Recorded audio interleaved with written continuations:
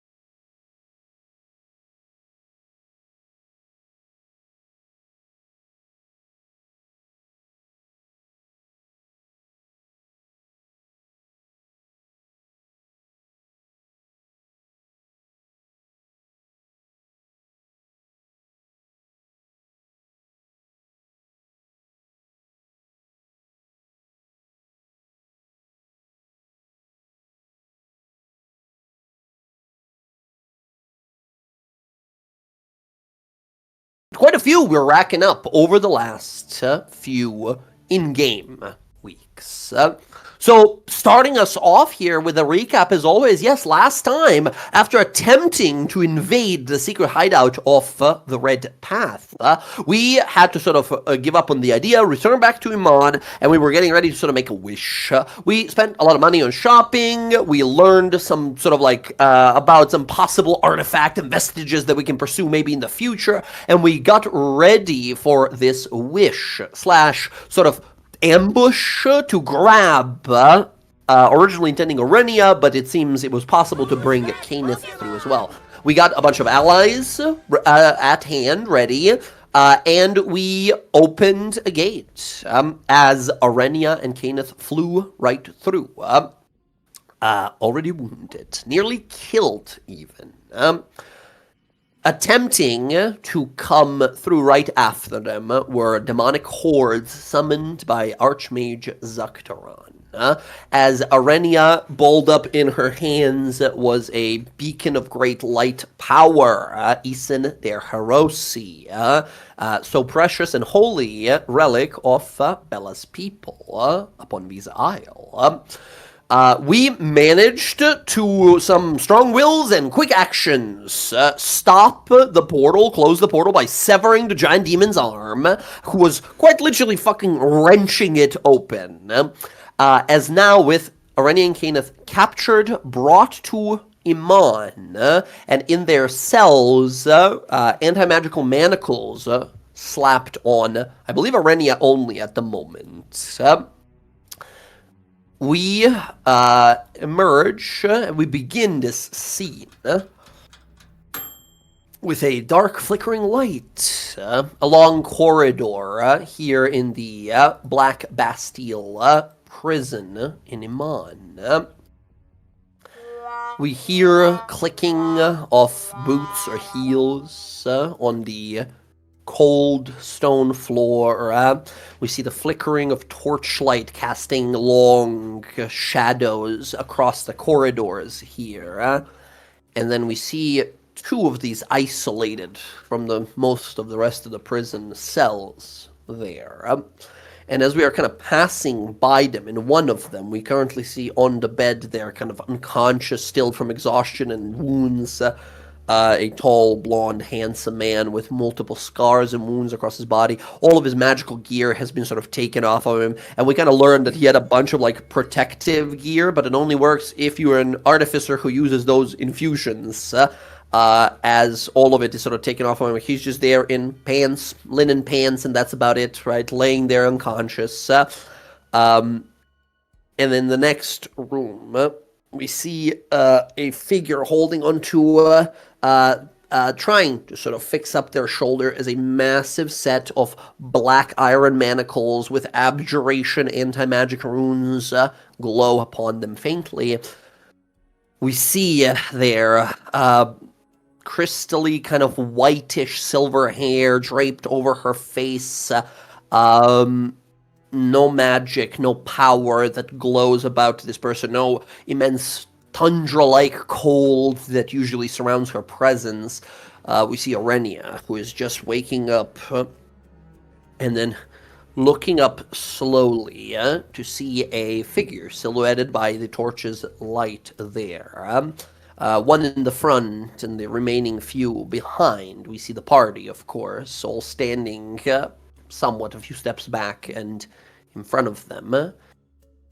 Sky, you're standing there up against the bars looking down at this person that you've spent most of your young adult life with, who you've learned to forge bonds stronger than that of family through blood and violence, through magic and kindness, you hoped, you thought.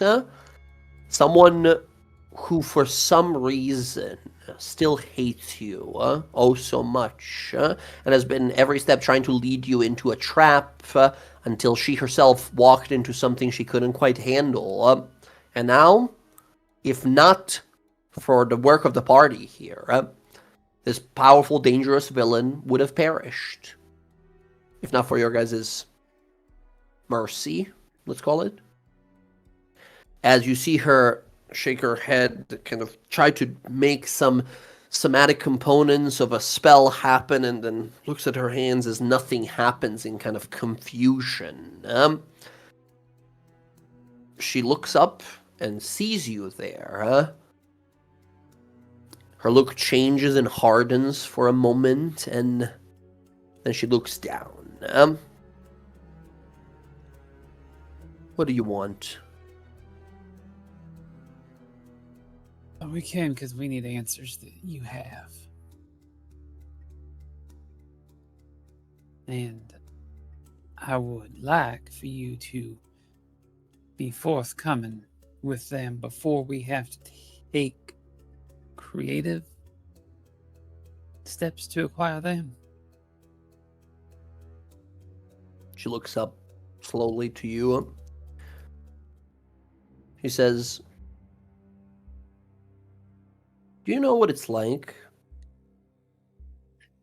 to always be the second best? Do you know what it's like to be the ice and the cold, the frigid, and have someone who represents warmth and fire and heat best you in everything you've ever wanted? Magic that comes to them naturally without even effort. The eyes of someone you've admired for such a long time and never truly understood what they saw in a reckless, self-pitying, egotistical, a person who was given everything they are. Do you know what it's like to play second best all your life?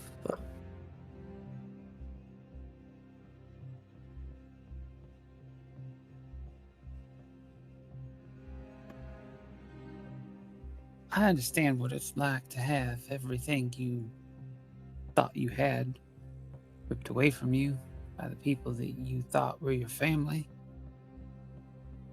To have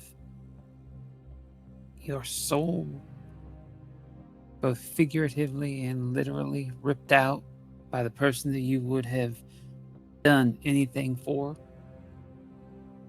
To be betrayed by the one person that you would have died for 12 times over just to make sure that they could see the day that would come.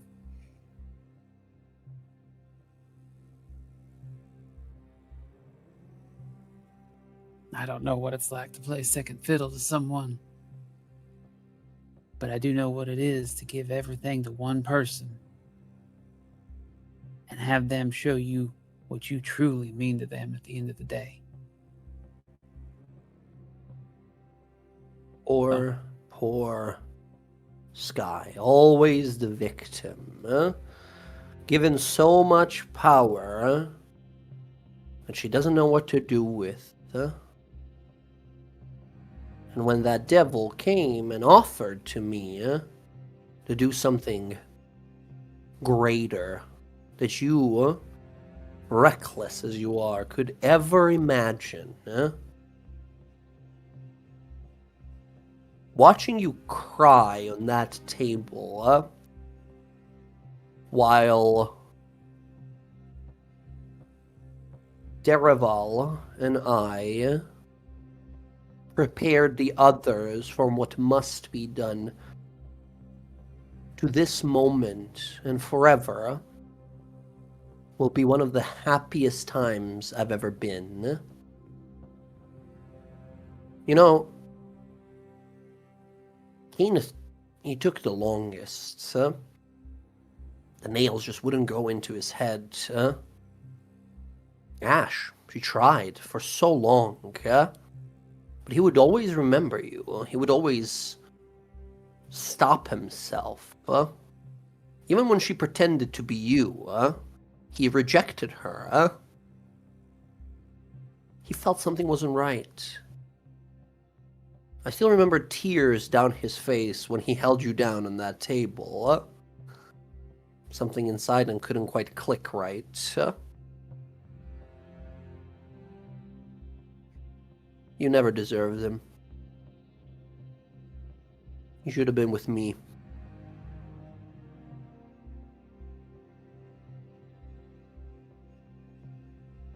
You're right, I never deserved him. But he picked me over you.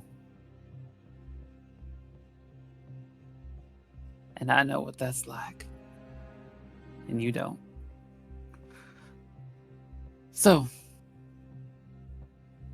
we're going to ask some questions and hopefully, well, maybe you'll answer them. There's a part of me that's hoping you won't.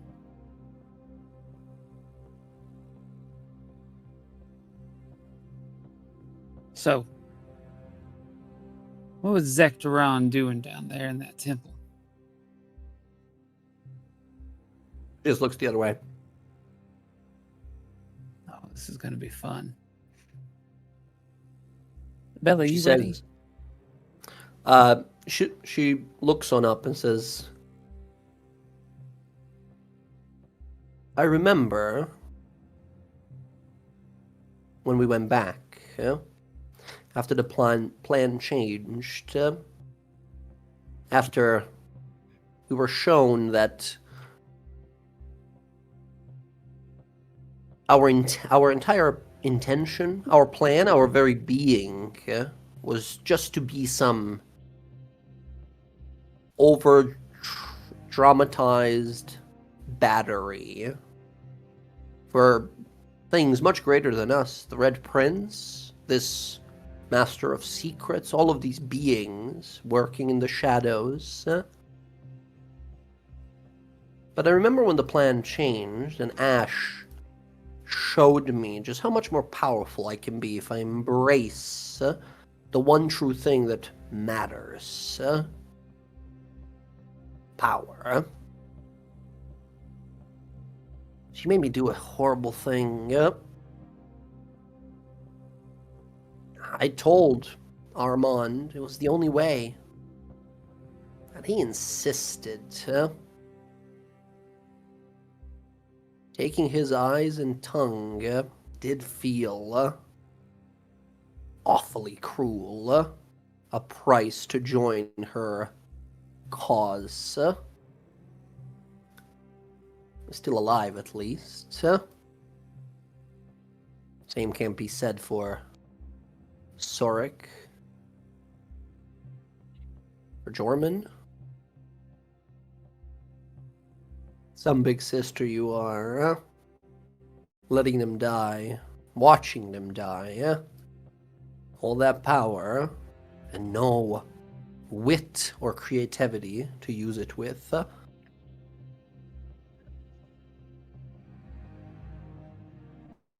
Just gonna go in there and look to Sky because she's ready to break this bitch whatever she says.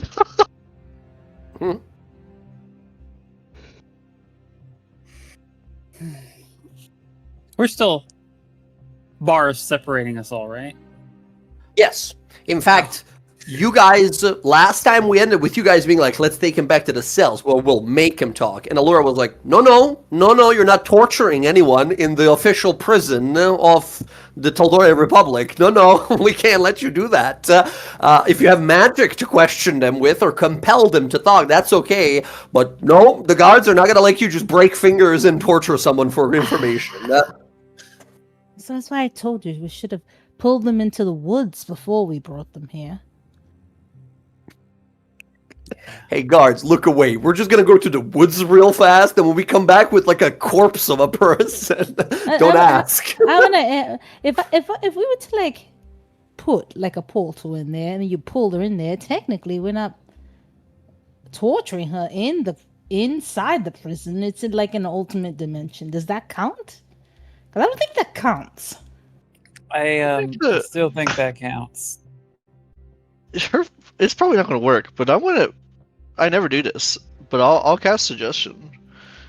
Oh yeah, I also always forget that you're a hypnotic snake person. Very good. She will make a wisdom saving throw. Because she is currently exhausted and manacled, she roll. Oh my god, roll 20 so slow. She will roll this. However, she has, because of her exhaustion, -6 to this roll. She has 3 levels of exhaustion. Okay. What's my save? That's the big question here.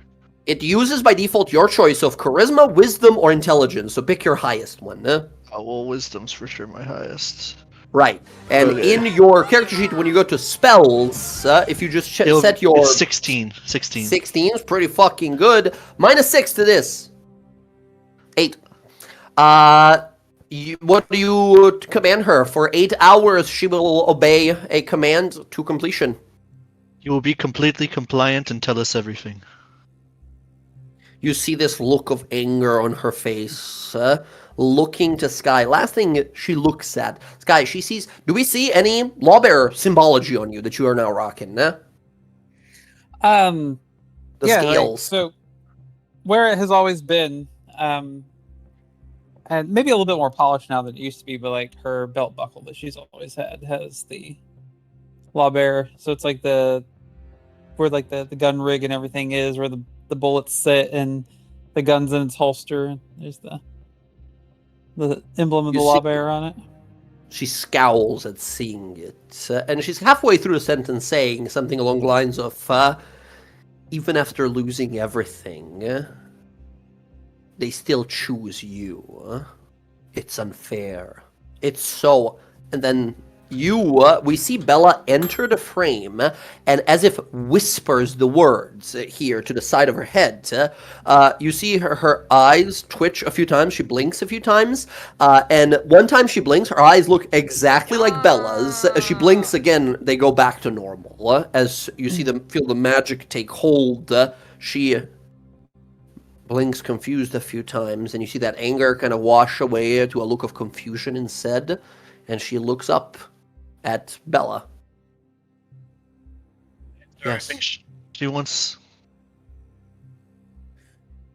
Right. So we're gonna ask again. What were you and Zektoron doing in that temple? It's an ancient temple of some kind. We were told about it so it can be our hideout while we operate in Tal'dorei. We claimed it when we first arrived here, when we started operating all the way back, even when we were in Stilben. That's where we would go back to. It was meant to be a hideout, but that archmage that follows Vecna, he intended to use us and remove us once he was done. The temple had ancient runes hidden by illusions. When he showed up not too long ago, he spoke some words of power, and it activated all manner of summoning glyphs that brought over fiendish creatures that almost ended us before you summoned us.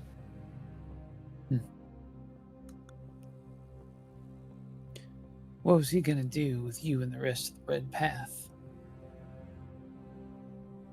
He, some years ago, Ash came to us. She told us she was working for someone. She told us that she needed souls with overwhelming power like ours. They found us through their Lord of Secrets. All of us, we were special. They believed we could serve as sort of sources of energy for ritual. At first, she told us that her master said that the ritual would bring the Red Prince to us, but me and Derival, we somewhat saw through it. She admitted to us later that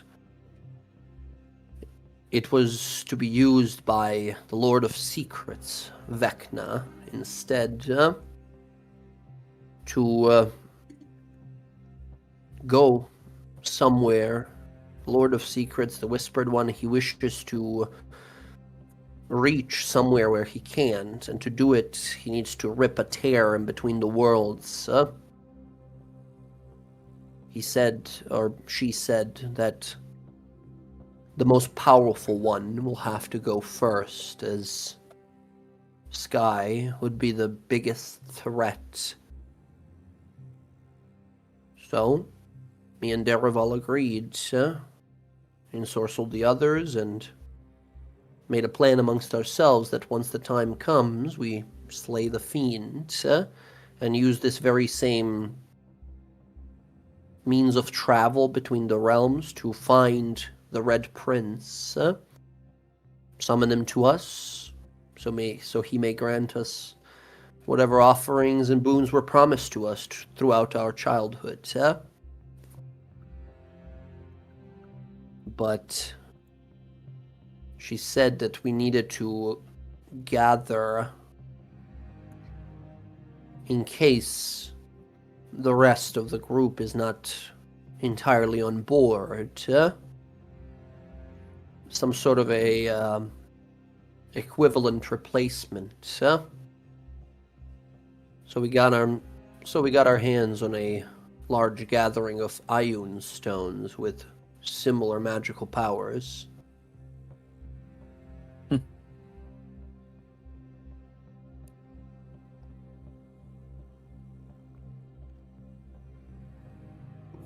So what all does that old man need for this ritual he's trying to perform, aside from us? He only introduced himself to us a few months ago, after communicating through Ash for the longest time. It was odd. He spoke to us as if he knew us our entire lives. Like he watched us grow up. He spoke something of the two chosen ones who are almost ready, but not powerful enough yet. He said that the two of them must be prepared, that we must become strong enough when our souls are the most potent. He spoke of these pages of his Lord's spellbook. He spoke of a draconic crucible that we acquired for him from the very burning hellscape of Avernus. He spoke of a ancient artifact on an island that nobody ever returns from. And he spoke about Plan C, a artifact of nearly eternal energy that can be used in case anything else goes awry. Somewhere beneath a drowned city of gnomes.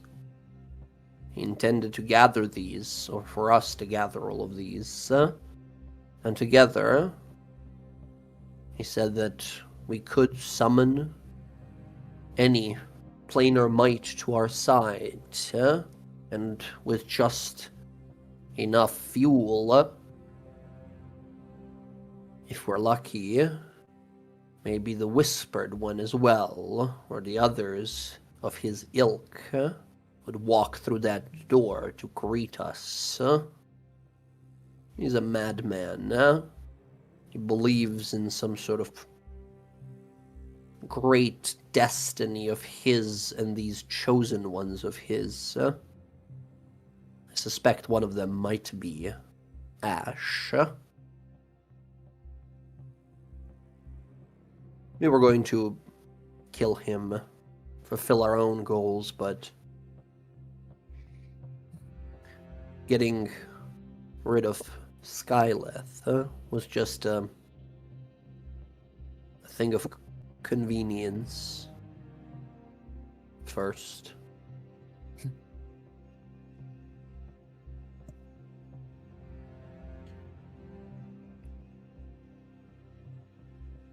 Well, Where's Duravel? Derival spoke the words that summoned all those creatures when Zactaron arrived.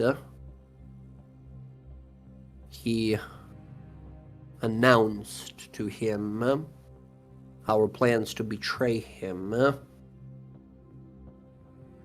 Less so announced, but almost explained it to us like we were children, as if a display that he has been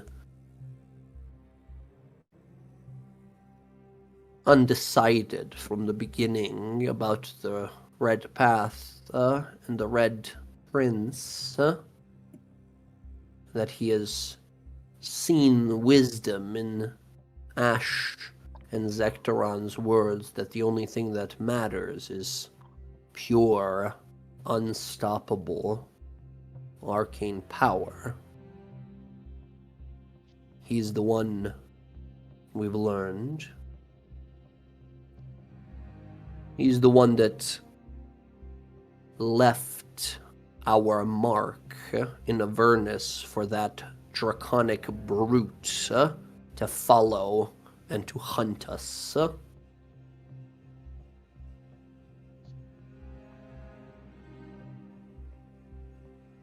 Played you from the beginning. sure She seems looks like it. looks to you very calmly and nods. You see the spell very much so. You are still very much in control. Hey, that's the fucked up thing about fucking suggestion. 8 hours, just no saves, no nothing. She's just Yep. working for you now for 8 hours. So, now with his plans awry, what would his next move be? Surely he told you something. That's the strangest part. When he was hunting us down, like prairie dogs, he didn't seem rushed. He didn't seem to be panicked or worried. Even though Kenneth was throwing everything he could at him, I blasted away with all my magic, but when the portal opened and you all came through, I swear I saw it on his face. He smiled, like he knew it was gonna happen. But that should be impossible. And then Vecna. when that portal closed, that's the first time I've seen urgent emotion on his face. I know that he intends to use that crucible to tear open a gate, not for himself, but instead some sort of a shortcut for his master to walk on through. He spoke even as he was hounding us that he will die soon, when the time is right and his role is fulfilled. He's lost his mind, a cultist, a zealot, blinded by his so-called purpose.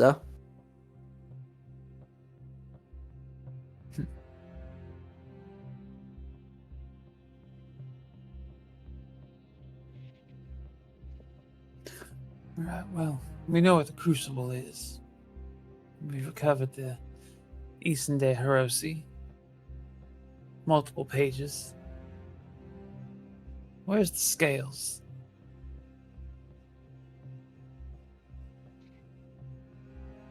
the scales that we took all those years ago? Yeah. They're still with the Derival, with the rest of in the hideout back there. They're just a minor component. We were told they just possess divine, magical power of some level, ability to weigh one's soul. I thought they were just going to be grinded down by that crucible for energy's sake. Who's that Pokemon? I don't know if they have any greater role in this, but after acquiring them, we weren't to use them. You have a backup plan for this energy that is needed for these rituals. The Ioun stones we stole here from Iman. Oh shit, I forgot. They were smuggled to us by a group of nobodies, lowlifes clasp here in the city. A man, a leader of theirs, he sent some of his acquaintances, and he, in his shipment, gave us instruction, this clasp master, to kill the ones delivering the stones.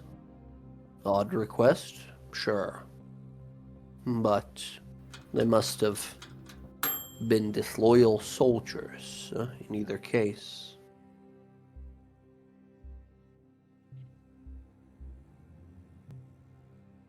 How are you guys in Zektoron accounting for us?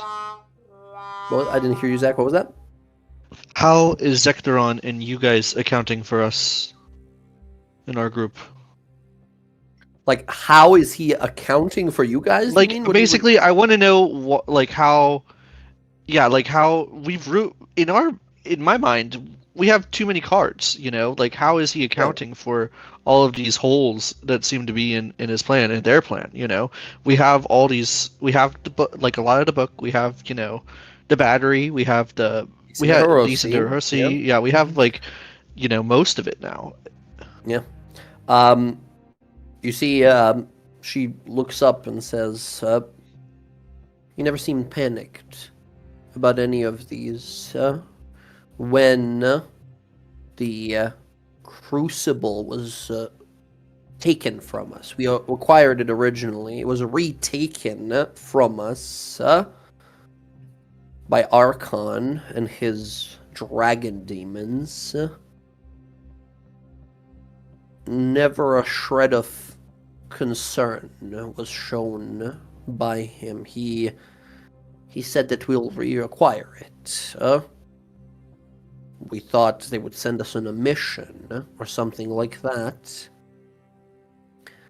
But then, one day, he just reached out to me saying that soon it'll present itself to us. I was confused, but hours after that, Skylith reached out and told me that it'll be available for an easy pickup, and it was. Deep in a cave, guarded by some, well, slain at the time we got there, fire giants. It was easy to make our way through, find it, pick it up, disappear with it. He seems to know, somehow. He might be one of the greatest diviners of all time. I don't know. His master sure is.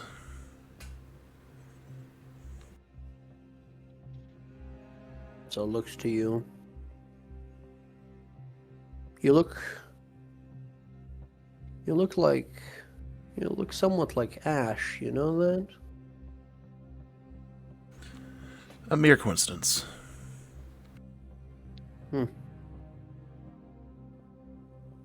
Right. So the mind control thing, that was your power?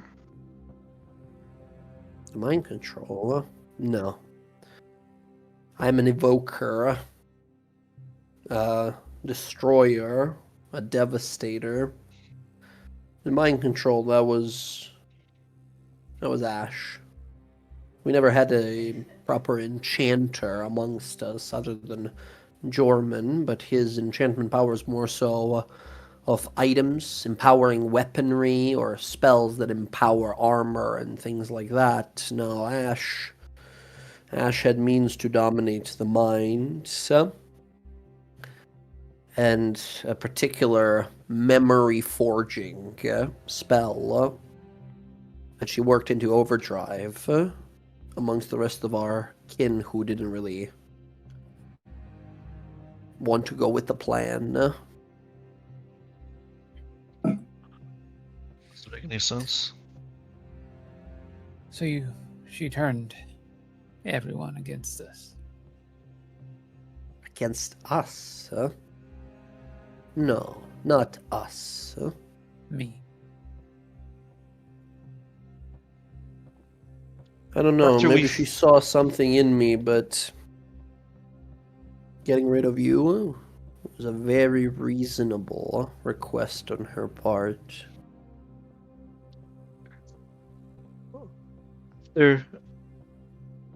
When we freed Caneth, we showed him Ash's influence, but he seems influenced again. It just doesn't.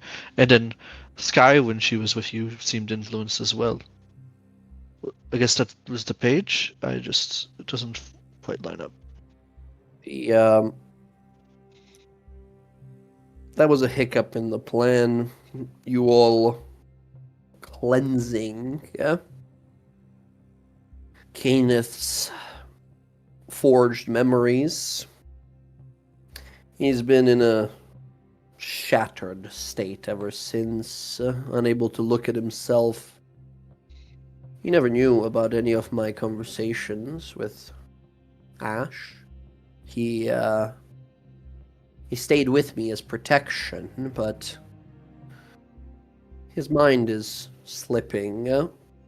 Stayed with me as a guard dog at this point. Nowhere near as fantastical and amazing as he was before. Not when all he can think about is how he betrayed someone he loved.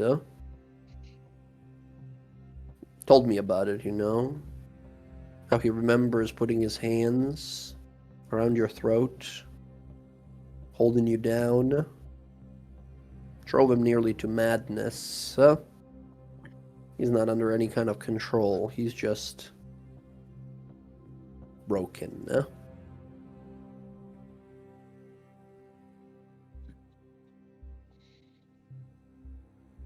And for myself, you dispelled nothing, I'm afraid. I'm just a good liar. Well, at least you found something you're good at.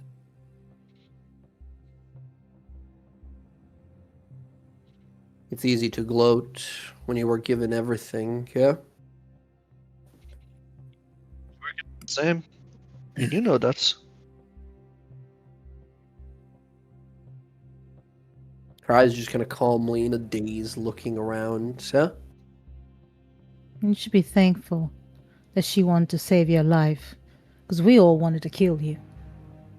I mean, I Just still want to saying. kill her. Save my life? Yeah, you're alive, Yes. aren't you? This is the worst possible punishment you could have made for me. I would rather burn in the 9 hells forever than be unable to do the one thing I'm meant for. As she raises the anti-magic manacles. This is worse than death. You have handcuffs on that can, maybe at some point, highly unlikely though, come off. The only thing separating you from your magic is fucking manufactured prison on your wrist. I could arrange to make it permanent, though.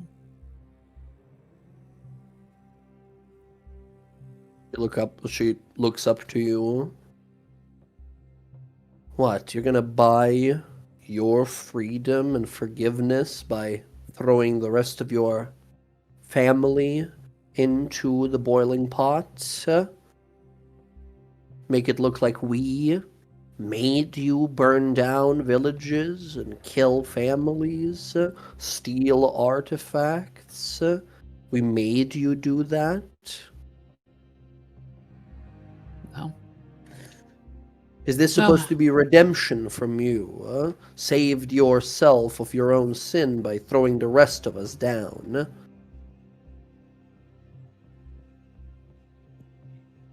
No. As I have told the people around here, I'm not something that can be redeemed. What I can do and what I will do is I will put a stop to it, and I will make sure people like you, like me, and the rest of us never do this again. There is no making up for what we did. Her gaze sort of locked with yours, finally kind of looks down. You see her lip kind of quivering with both kind of anger and a feeling of entrapment. She says, it doesn't matter anyway. Every single step we took from the moment we were gathered to this moment now, that old, chill-inducingly creepy Zaktaron and his chosen and their master, they knew, they predicted, and they let us walk it. There's no such they thing didn't. as freedom. There is. There absolutely is. You want to know what your problem was? You couldn't see past your own shortcomings and your own ego. No, that's... That is No. absolutely the truth of it. Everything we had, Be everything quiet. we No. built, everything we were was because we forged it ourselves. We were And given... you couldn't even stomach the idea Be honest that with yourself. I was somehow ahead of you. That the one It was- person who stood beside you through everything was the one person that didn't care about you. You were and lucky. You sold me out. No, it's not... I wasn't it's not- lucky. I had no say in who my father had sex with and I popped out of. It has to be luck. It was luck. You, by chance, not by deservedness, became stronger than me. He had eyes only for you. All the praise we ever got was because you were made to be better than me. Fire to my ice. It's not... And you see a pause here, where Bella, you say, "Be honest here." Your eyes flash as you see her like twitch a few times, where it's there. It's the wall she's hitting against, and it's the ego hitting facts and realism and trying to reflect on everything, and she can't go to either side. She's stuck in that moment in the middle. No. Do you think No. anything you've done is coincidence? Haven't you realized your whole life has been led to this point on a path destined from somebody else other than you? Isn't it time for you to decide your own fate?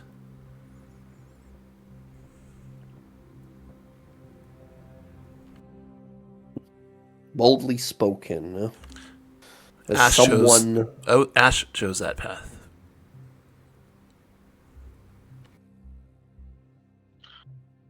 And it seems that, well, until not too long ago, she chose right. But she too was used. As we all will be. As you all, too, will be. Nope.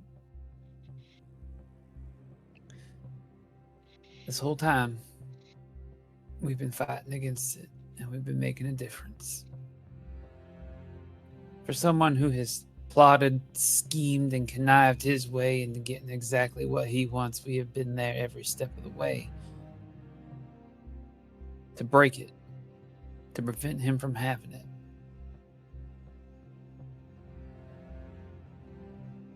That's why everything you thought you had in this last few fleeting moments has fallen away from you. Because we decided we weren't going to play his game. Who's that Pokemon? There was no other So- choice. There was nothing we could have done to change it. It had to go this way. It had to be this way. You Well- had to. You had to die. You should have died. You shouldn't Are- even be here. It doesn't make any sense. You So, should The be chosen. dead. So the chosen's one should be Zektoron's puppet as well. Then. She certainly was. Who knows where the other one is? Who knows what they are plotting? You know what's sad is that you had love. You had a whole family. You had a sister that loved you so much, and you know that in your heart. But you threw it away, and you betrayed all of that. It's not true. She loved you. She loved being stronger and more powerful. All that gentle, demure, all that posturing of bonds is easy to do when you're more powerful than those beneath you. That's nothing to do with power. That's not true at all. My mom's pretty powerful and she's a bitch. Not only that, but when she lost all her magic, she even still wanted to spare all of you from being killed. She didn't have any power. Then she was as she's saying this, you see tears begin to well up in her face. The words are still coming out, but you see tears welling up. As then she was delusional or crazed, or she should have died. I don't understand. None of this should have been possible if you died. You died that night. I watched life and soul leave you. Yeah, it did. I did die. But you didn't account for that one extra little thing inside me. What is that? You're always so hung up on how I was born, you could never ever see the other part. That little celestial light in me. When you killed me, and it was pulled out of me, it sealed everything back up. Not perfectly, but it left just enough in there that I somehow survived that.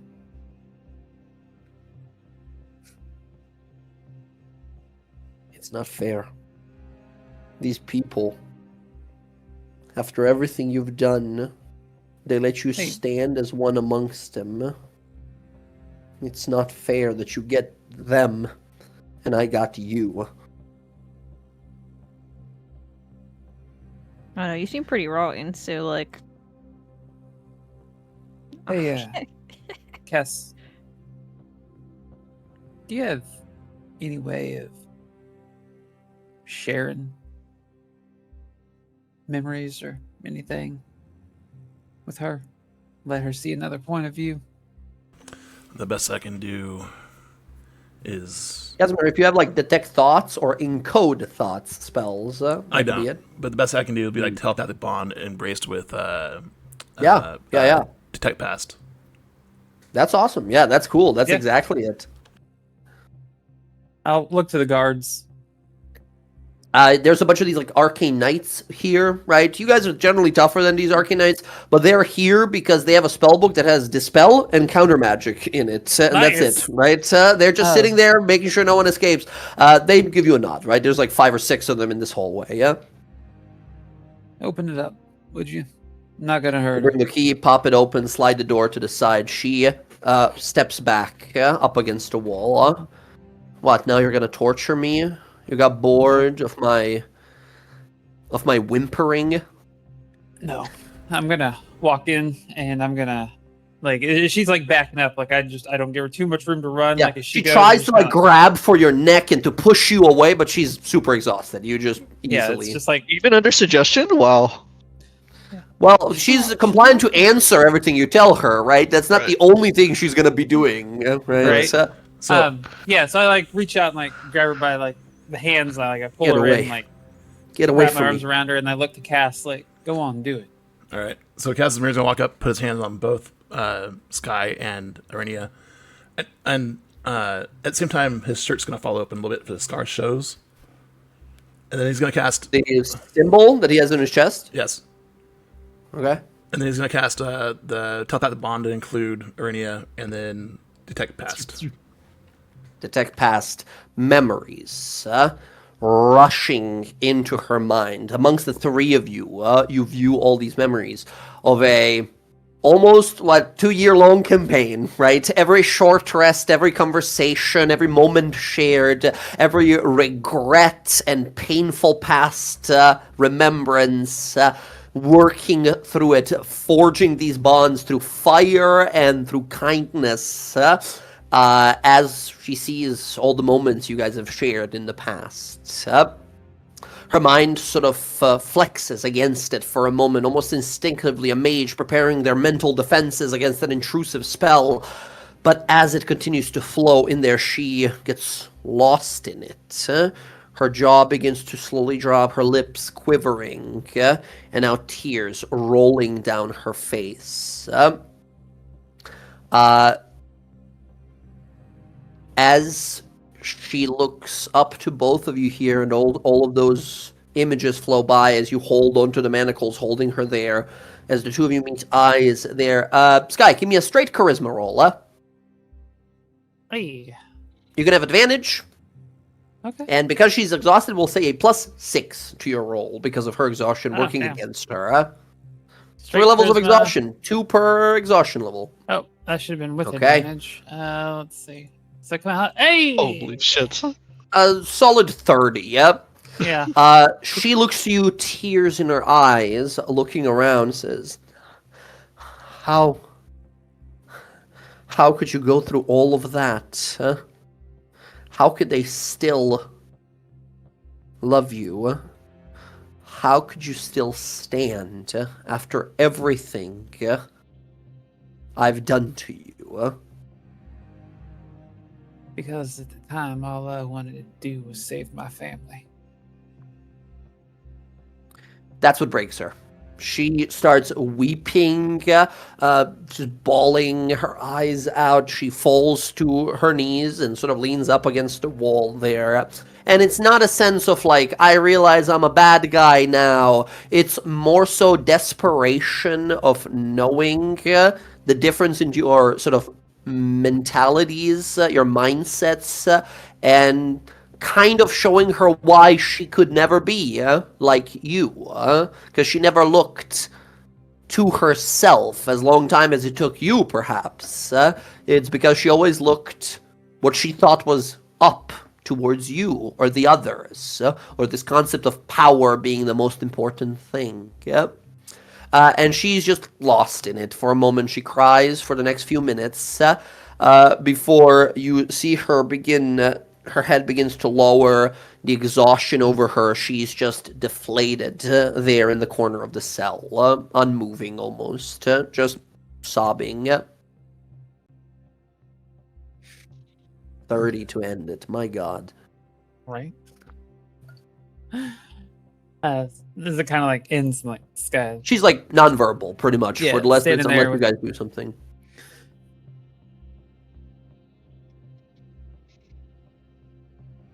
I just want you to know that despite everything, and even knowing what you did, while it changes my perception of you, it doesn't change the fact that you're still my sister. And there's still a part of me that loves you.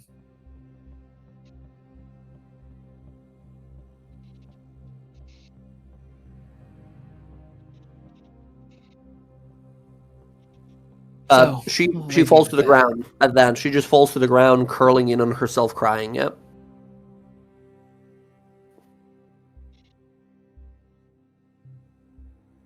She And I cries think for that's another when- few minutes and fully passes out from exhaustion. Yeah? So yeah, I think that's when Sky will turn. Just Yep. The Kinda- gate slams closed, lock and key. Yeah. The arcane guards kind of look to you guys, kind of nod on along. You see one of the guards straight up just weeping themselves, witnessing this scene, right? Just wiping his own tears.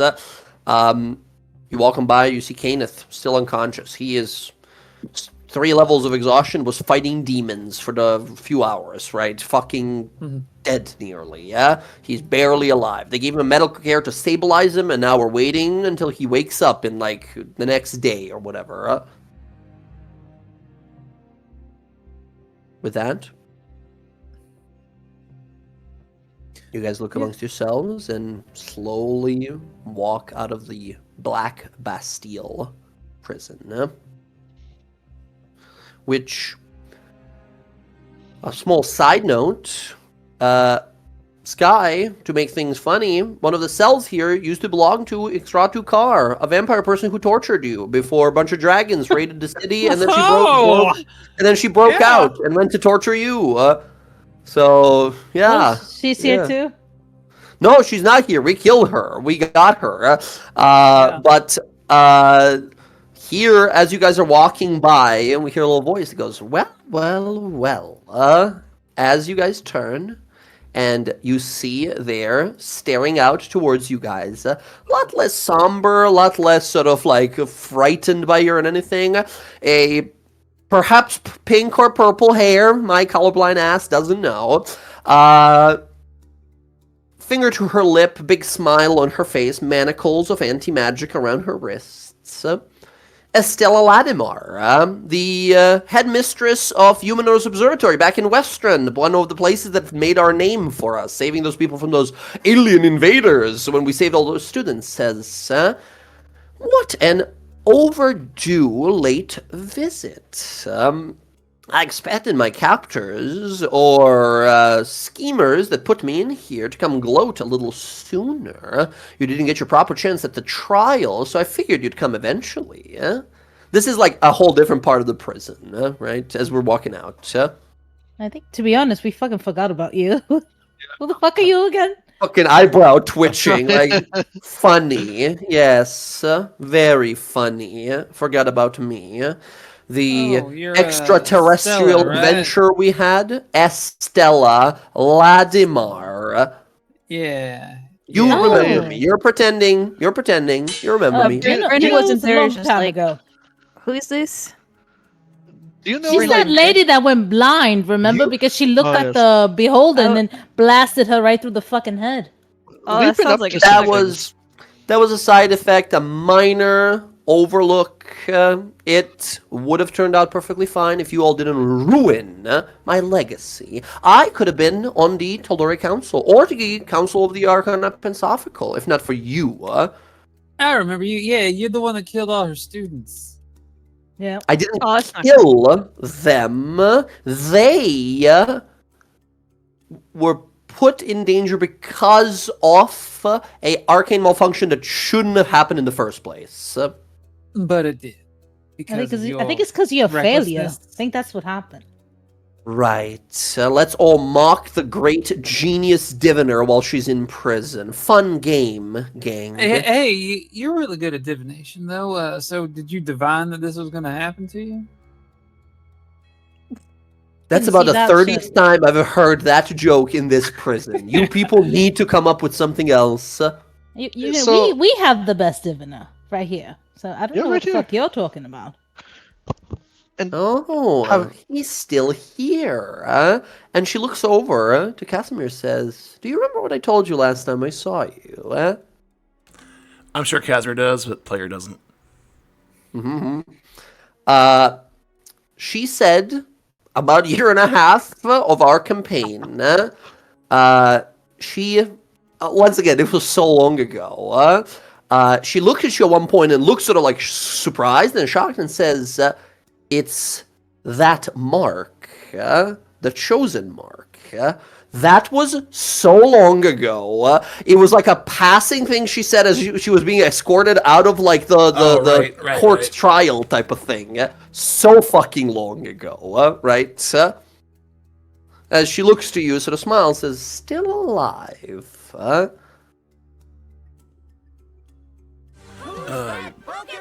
Standing Say before I'm you. surprised. Have you heard of any of our exploits while you're in here, or is news kind of scarce? Yes, unfortunately, I have great battles and saving of villages, of halflings and gnolls and ancient, submerged, gnomish, hill giant, whatever. I would have an even greater legend if I was out of these manacles you have unjustly, might I say, put me in. Would you have been able to slay Archon the Cruel? Archon the Cruel, Archon the Shmool, who cares? Funny. I mean, she couldn't even kill that beholder, so probably not. Yeah. It was We had to save her unfair. ass. It put me to sleep before I could... Doesn't matter. I'm not upset. I'm not upset. Sounds like you're upset.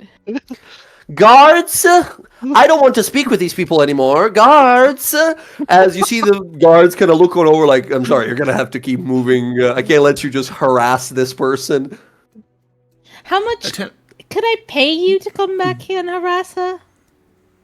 Like, if I The give you guy some looks gold? around if his guards, buddies around, one of his guards, like sergeant's like, no, you cannot. He's like, no, ma'am, no, I wouldn't have let you do that. I'm sorry. She's gonna look at the guy and wink. And see if the one He- that was, like, thinking about it. He looks back, if his sergeant is looking, looks back, like, shrugs, like, oh. Got it. Let's get everyone. Perhaps. Well, keep it moving, please. Casimir will look to Estella before he leaves. Perhaps if you hadn't attempted to manipulate and warp the weave to your own ambitions, you may not be behind that You're scene now. You're short-sighted for a diviner. Legacy is what matters in this world, huh? No. Just no. Justice and love and peace. And Casimir's gonna walk. You're very unwizardly for a wizard, you know. Where's the getting told that. ambition?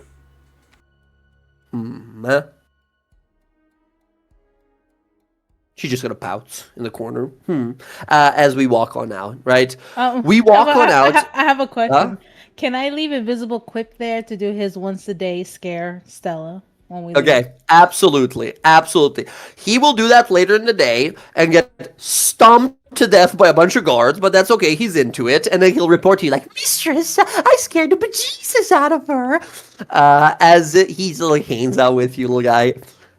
You guys wander back into the city, and for the first time in a very, very long time, as you exit. A child bumps into you guys, laughing with his friends. A bunch of kids run on by. You see people yelling, like, "Hey, you whippersnapper, what are you doing? Stop!" Seagulls flying over, flying ship in the distance. Wind blows past you guys. And there is this moment that happens as we're like, okay, it finally feels like we're sort of in the know. And we are kind of controlling the situation now. We have... Isender Hiroshi, we have much of these pages, we have the energy battery, yep. We don't have this crucible, but apparently without, like, Sky's soul and Arenia's soul and then some of these other, some of these other Red Path members, if you can even call it that. That's the sort of end of Red Path as we sort of exit the prison here. There is this moment where, like, I think we did all of our quests. I think we did most of the stuff we set out to do. Yes, Zactaron is still out there, but there is no possible way of finding him. There is nothing we can do to find him. He is shielded by Vecna. Any attempt ever to find him or locate him, we know, or Casimir certainly would know, that it will just fail. If Vecna has set these plans, he will not let us. He will not let us find him. So it's an odd feeling. But there's this moment where you guys kind of look at each other and sort of realize, like, I guess we wait for the next big thing to happen, whenever it would happen. Unless you guys have some other means or preparations or plans. Or we know where that simulacrum's at. We could go destroy that. You mean Ash? The statue. The statue's not a simulacrum. Statue's not a It's a simulacrum. It's just a photo. statue of the person that looks like a simulacrum, aka okay. like you and Ash. That's just an old temple that existed there hundreds of years ago that they built because that simulacrum was a cult leader that they built a statue after at that time. Destroy the simulacrum. Got it. I shoot Cass in the head. Fucking boom, shoot a cast in the back of the head. Well, I still have to deal with the situation I have here. So, and then we have that total cool wedding that we have to go to. Yeah, we got the. 2 weeks. Oh yeah, the A week cool and a half, wedding. really. We got to get clothes and stuff. Oh, I was just gonna wear my armor. It's not good enough. I mean, you can do whatever you want. I have to wear something really nice. I got this new fancy fucking leg. I'm gonna show this shit off. All right. You Just know a what, normal Sky? leg You think without any if scars. I chop off the other leg and pay for it, then I could get like 2 new legs instead of 1. Probably do it with your arms too. Fuck it. If I could do it with my torso, I would. But then I don't think I could. So I mean, I can I just don't like coach the you on how to scars. survive. Wow, there's nothing wrong with Just kinda scars. dangerous, Like, right?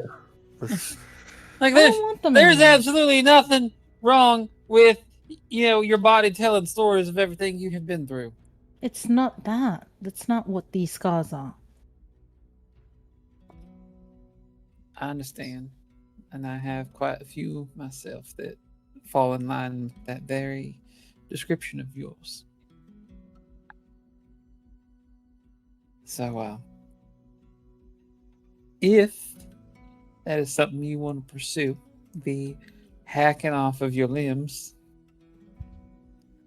I will support you in that. You know what? I'll talk to Jonas about it. See what he thinks about me cutting off the rest of my limbs.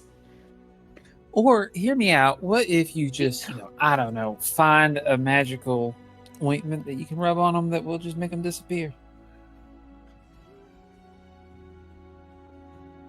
That sounds less fun, but all right. At this point, it occurs to you, Roxy, you're like, all right, we live in a world where I can regrow limbs. There's probably something, a cream, maybe, like a salve I can get that'll just patch up scars. So It seems like a much more minor version of that kind of level of power magic. So, would herbalism work for that kind of thing? Like trying to find the ingredients for ointments and all that? Yeah, for sure. There is Yes, I haven't definitely used a my- potion that can be made. I haven't used my herbalism skill in like months. Yeah.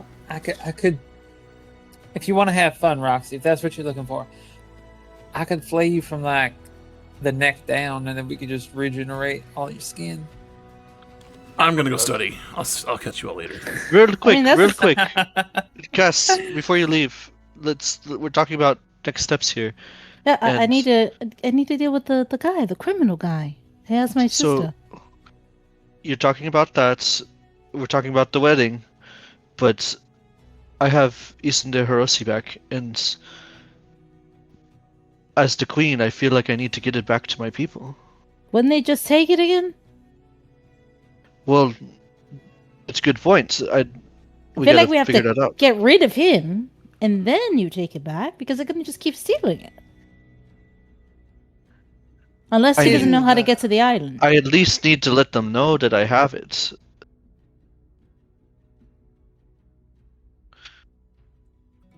It was like a bitch to get into your island, Bella. I think like we all almost died. How are we gonna get back in there? Didn't we set up a circle there?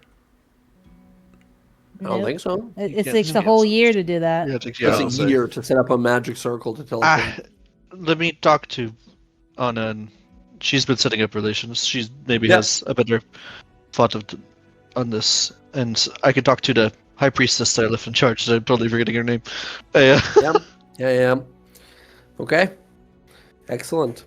Because I know Uh, that like there's Jay, if I remember correctly, there's like a ceremony that I'm like missing for like to become the real queen or whatever that needed these in their heresy. I think. Yes, they pronounce you the new sort of queen of theirs, but there's like a tradition, like a ritual to be done that is to like truly bind you fully to this, making you, well, kind of like your father was in a sense, almost immortal, right? Regenerative through generations and stuff like that. But that never happened because, well, it got stolen just after your duel with your father when you returned Yeah. home. And I almost feel like that would enhance my connection to it too. You know. Mhm. So. Yeah. Excellent. As friends, we see Casimir like, I gotta do some research and preparation. He heads on off to the side. We see Bella kind of like, I gotta go reach out to Anahia and see like what's happening. I got the beacon. Let's figure out what's going to happen.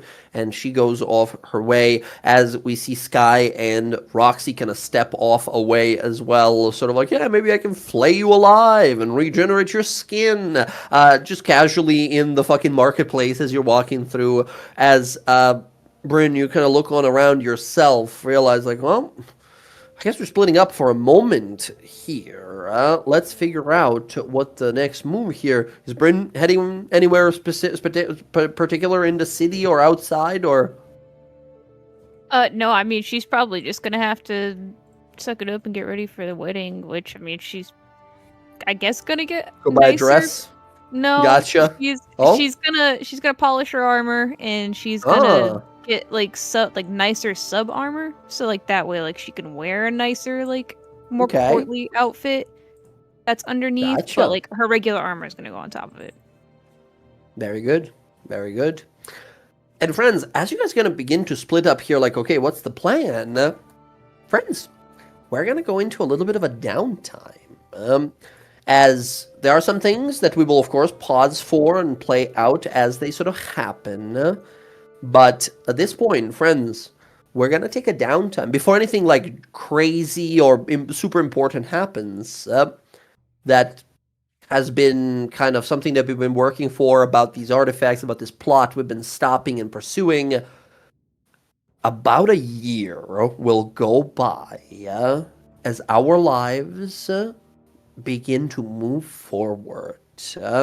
After these wars and battles, after a small little group gathered in Stilben and fought their way through trouble, through demons, through evil pages and grand, dangerous wizards, about a year will go by where we have to sort of figure out who we become as times become a little calmer. Well, depends on what you guys decide to do.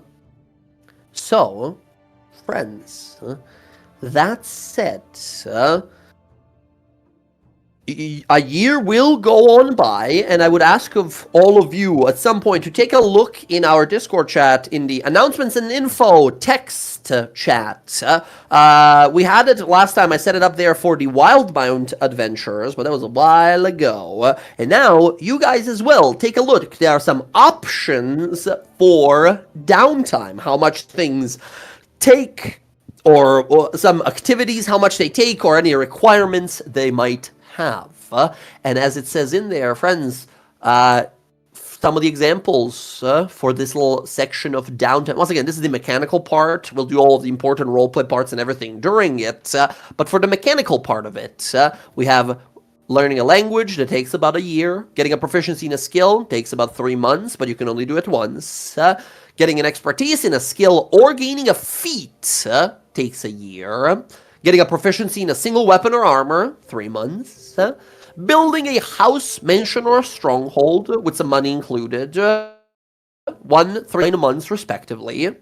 Buying a very rare magic item, very rare plus magic item, which means like very rare or legendary magic item.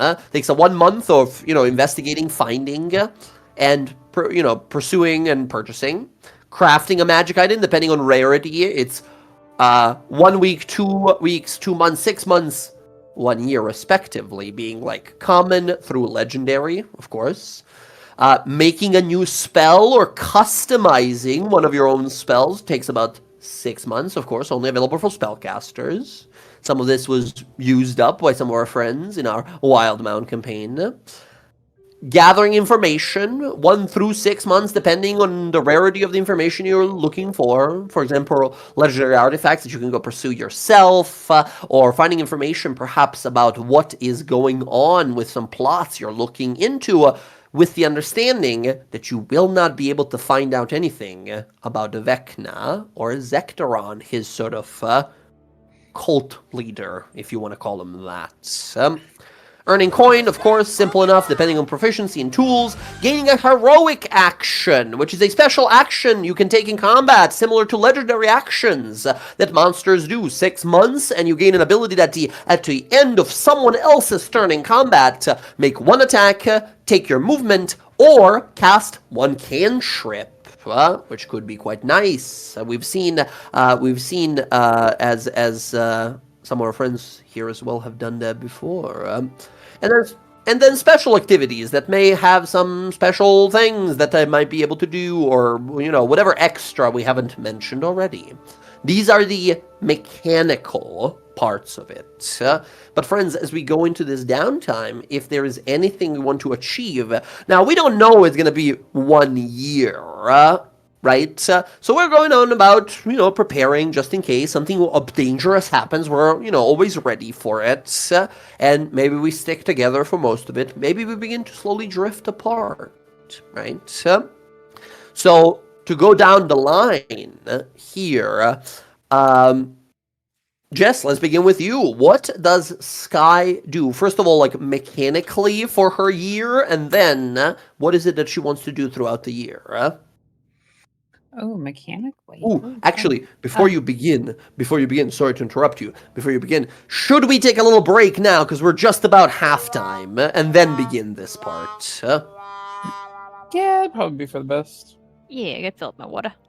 All right, perfect. Get your snacks and drinks, everyone. We continue in 5 minutes as we do a little bit of downtime that we have an opportunity here. As, you guys walk out of that prison realizing we've done all we can possibly do. There's some personal details and stories that we still need to explore, but the great threat has passed. So, let's take a little downtime. 5 minutes, everyone. We pick up right after. Jess, think of what you're going to do.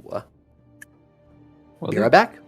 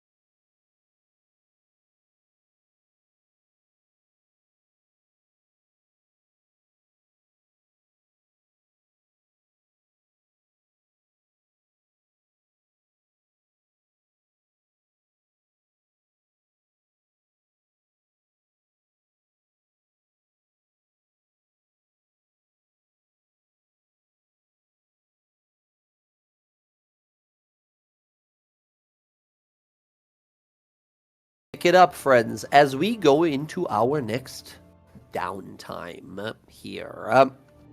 Friends, let us begin with Sky here. First of all, Jess, mechanically, of those options given, or something third that you, or 12th, I guess, that you had in mind, what would you like to achieve for that year?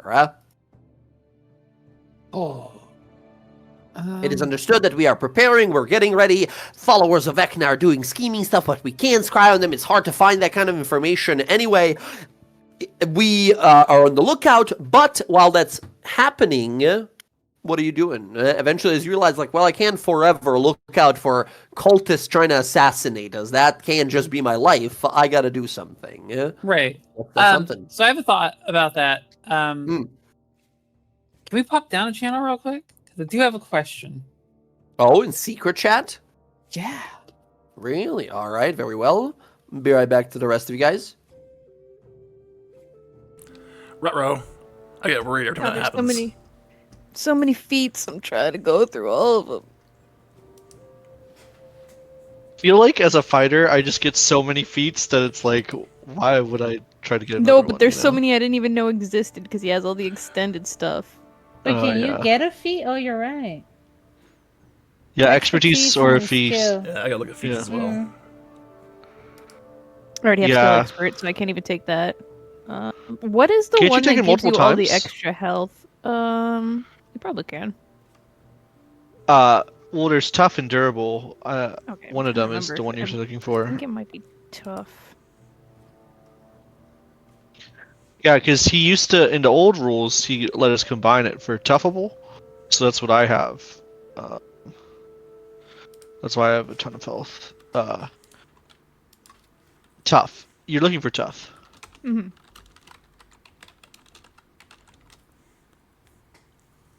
Damn, it says after you take this, every level after you get an extra 2 hit points. Damn. No, but then it's retroactive too. Oh, is it? Okay. Yeah, your hit point max increases by an amount of equal to twice your level when you gain this feat. So it's both. It will go up like a lot. I remember when I'm I took also it, it just looking like at brutal artistry, and that looks pretty cool.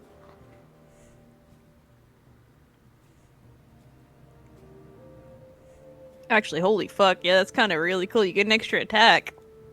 oh really? Yeah, it says your DC to resist your death blow increases by 2. When you slay a creature with a death blow, you can move up to half your speed and make a single melee attack. Whenever you make a creature imperiled and it has at least 2 injuries, it must immediately make a Constitution saving throw against a death blow.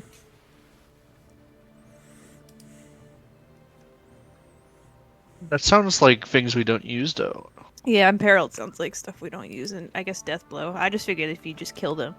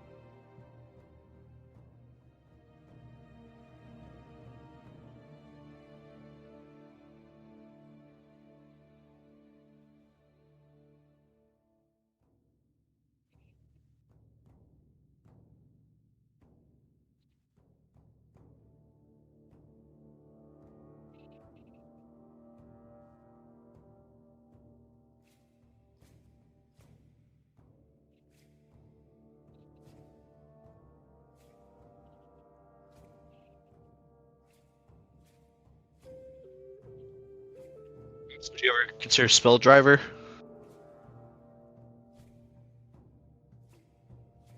Who, me? No, you don't cast spells No. anymore. Well, I kind of do. Yeah. Smiting. I do have spells. His paladins do have spells. Yes. I just don't use them. Not when I can use it for smite later. Exactly. I've played a paladin. I know what it's about. So.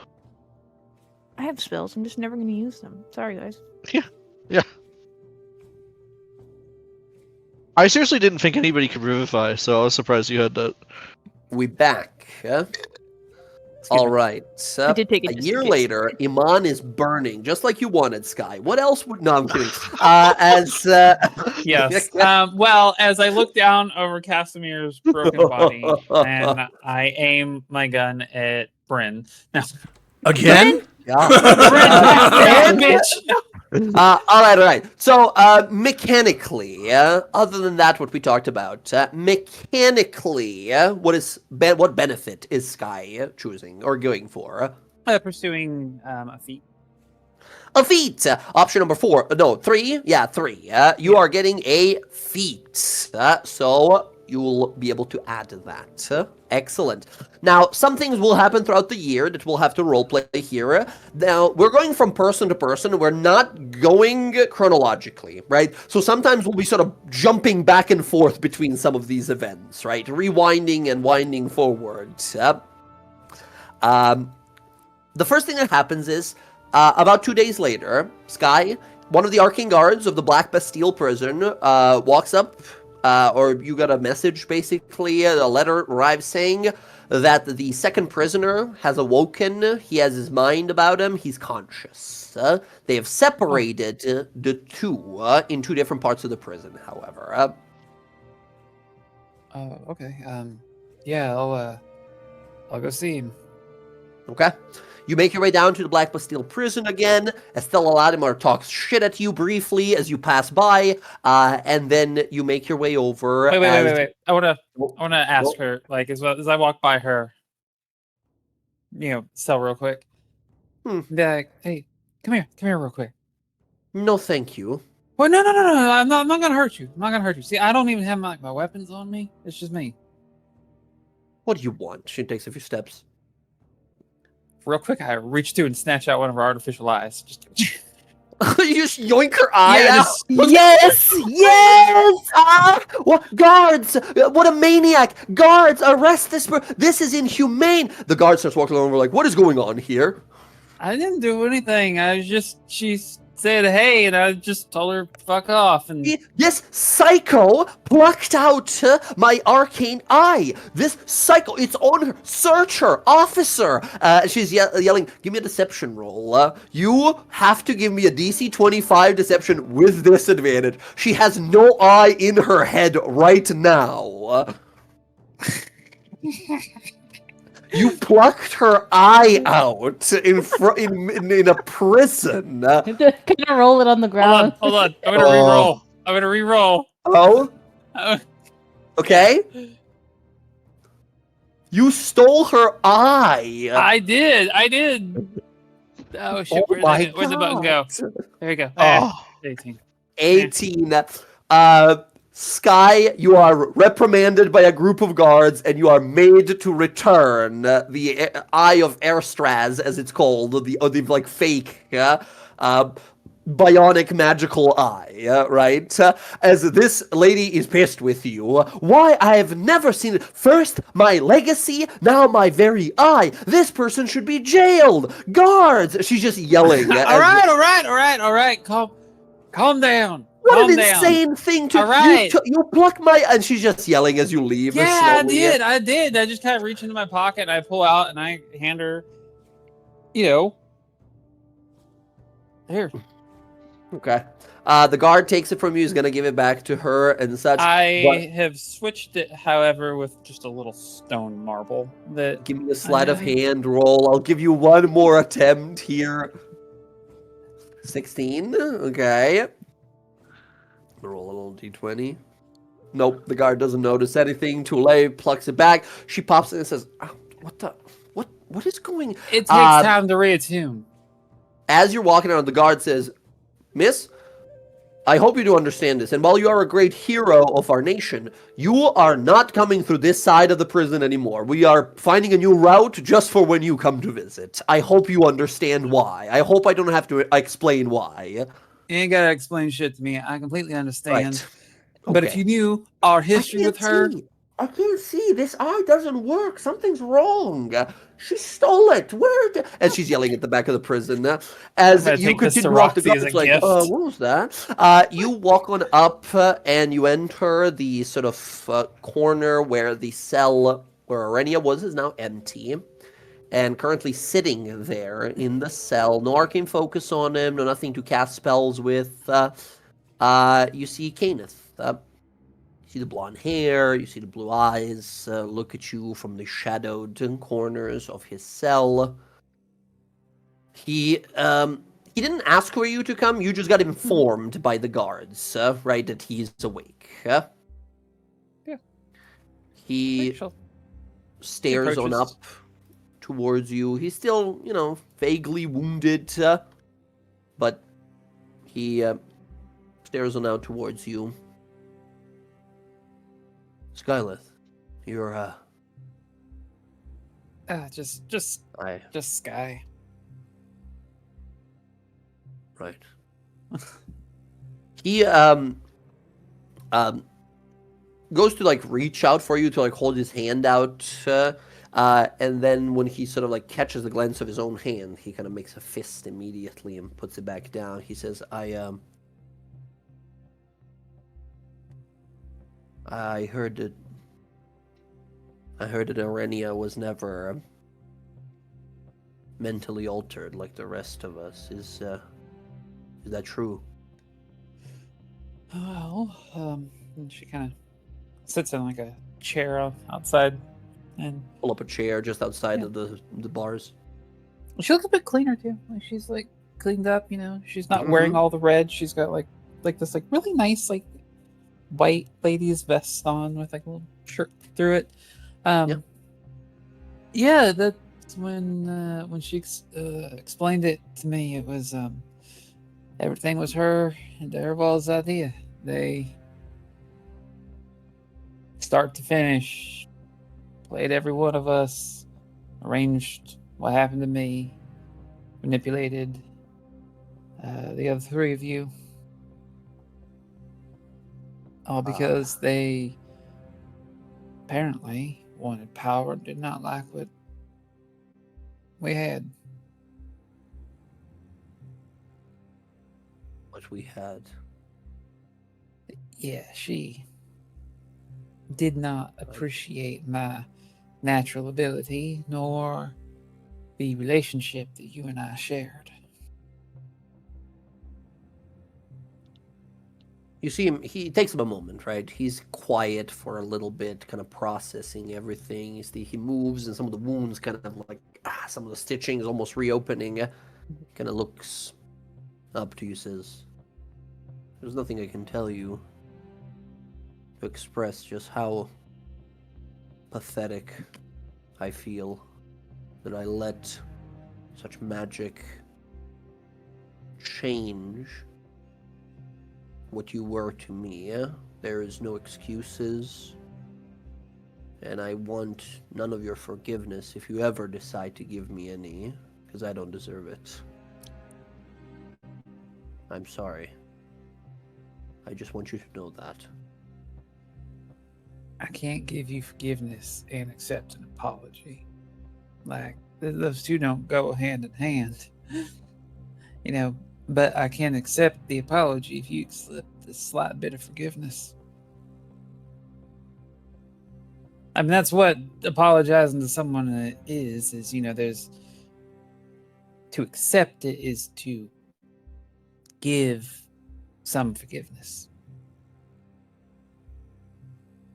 I understand. So do you want me to accept the apology? Maybe not quite yet. Fair. And there's a moment where he's just sort of looking you in the eyes, like looking at your face, and you see him smile just a little bit. He says, I always felt something was odd or wrong.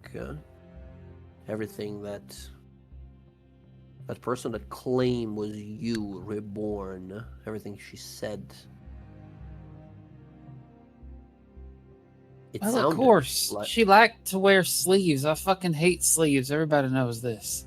wasn't the giveaway. That was not really much of a giveaway. It was I don't know, the small things.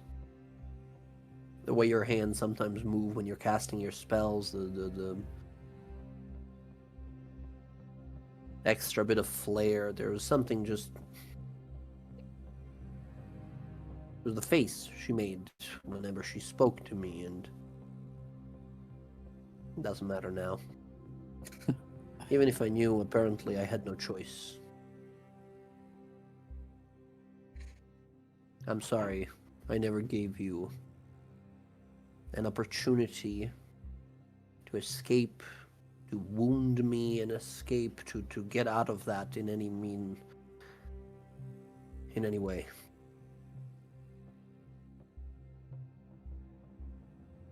I mean, technically you did. What do you mean? Look, I don't usually believe in things happening for a reason. I think everybody is in charge of their destiny, and I don't care what Cass or any other diviner says, that our fates are not set in stone. But it might pain you to hear it, but just bear with me. When you made that last stroke, that just kind of Your life? Yeah, when you did that, that wound was where the light came out of, and when it did, it pulled the other part out of me that kind of saved my life. So, in a way, had you not done that in that spot, I might have died then and there. So maybe, just maybe, there was a part of you that resisted just enough, not be as lethal as you could have been.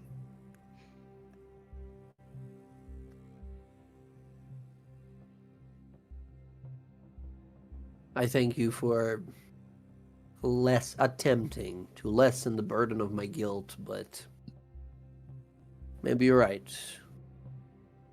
Maybe some part of me knew, or maybe that's an easy excuse I can tell myself. But still, the only thing that matters is you're alive. You're well. You look great. You still can't believe it about Arenia. She was always a friend, one of the closest confidants, but I never knew she had Who's such that Pokemon? hatred towards you, such feelings towards me. I feel like a fool. You feel like a fool. I have never told anyone as many secrets or insecurities or just my day-to-day thoughts as I ever did to her. And there were so many times she gave me sound advice too, when I couldn't control any of what I was doing, when I struggled to even grasp the basic concepts of what I was supposed to learn how to do. She was always there. She gave me the answers. She taught me, showed me how to have better form and function of my magic. And I always tried to tell her that everything I had ever achieved was because of that. But She was a wizard, you a sorcerer. I never assumed she would see your gifts as unwarranted or unearned. You were the most powerful of us, but I don't know. I never thought of you as our commander, leader maybe, but I don't think she saw it that way. I was always impressed by the things you could do, huh? Even though fire was your power, it always reminded me of, well, a phoenix, huh? It didn't feel like it was all destruction when we were close. That warmth felt comforting, yeah? If I only knew what I do now back then.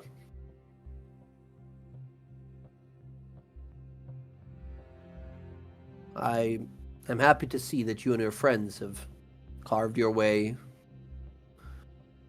through this fate that abandoned you, this new path that you have found for yourselves. Radiant Dawn? Was that it? DawnGuard. DawnGuard. Yeah. Right. Fits. It does. I used to hate the name. It's too pretentious. At least that's how I always felt about it, but I don't know. Cass has a way of making it grow on you.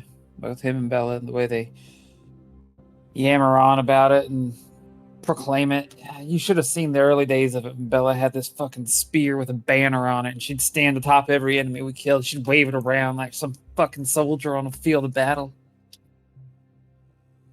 That's the, your, serpent folk friend, right? I've had a little too many close encounters with her in our dealings.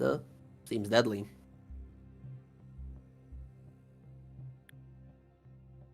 Well, you know, like a like a snake, you know, calm till you prod him too much, and then lights out.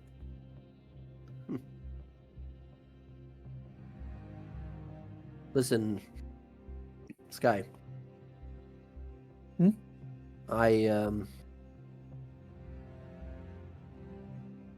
I thank you for coming to speak with me, but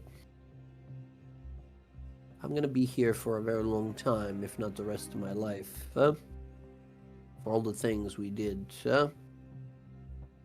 I never knew better, and yet that's no real excuse. I never knew what else could be out there for us other than our purpose. So, I thank you for being here, but I think you should maybe forget about me. Forget about the path. And live this new life you've deserved for yourself.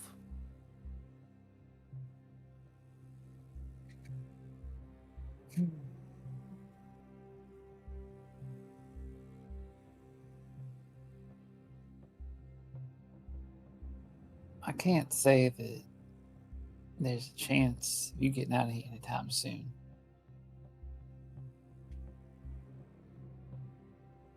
But if they're willing to give me a chance to,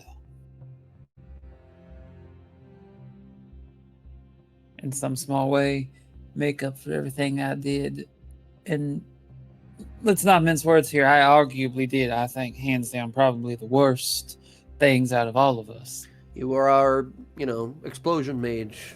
Yep. That was biggest area of effect attacks. Yeah. Look, the point is that you could potentially get some time knocked off for helping. Helping? Helping who?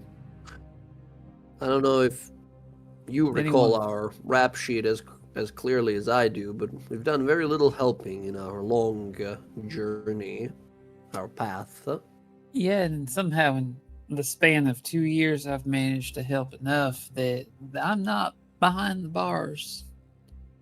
Or arguably hanging from a very short rope like I probably should be. You know, after the friend of yours cast that spell, after my mind flushed all of those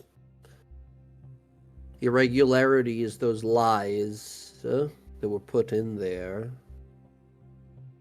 I felt very lost. But I heard about all the things, rumors, about the DawnGuard, about you, everything you've done, all the things you've achieved,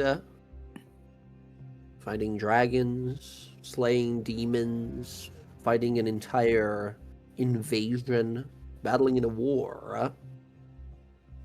I rode a dead fucking dragon through the sky as it barreled towards the earth. Right? Like we had to jump off of it, and it was, it was going down, but like I was on its back. Yeah. That's what I mean. It's that. It's a new story, a new legend that you made for yourself. You weren't some horrible way what happened to you, set you on a maybe better path than what we would have ended up. To this day, now sitting here, I have no clue who the Red Prince is, or if he was even ever real. I had to wager, based on everything I've learned, I believe our vaunted father that taught us everything is Vecna or Zekteron, one of the two. I wonder if Larmond ever knew. I wonder where he is today. He is alive and well and living in our little hometown. In the desert. Yep. I found him Truly. and I put him up with enough money to live out the rest of his life in as much comfort as that can be afforded to him. I hope to go back there at some point and take something that can fix what Arenia took from him. What she took from him. I Eyes and feel like I tongue. know so little. His eyes gonna go wide. Thank you for coming. Thank you for talking to me. I know you didn't have to. And once again, I'll do everything in my power to remedy the past, as little as they'll do, but I'm thankful for this moment, for getting to talk to you again. Well, and she kind of gets up from Mhm. the chair and she digs down into her shirt and she pulls up this chain. She holds it up and breaks it and pulls like a little gold ring off of it and hands it out to him.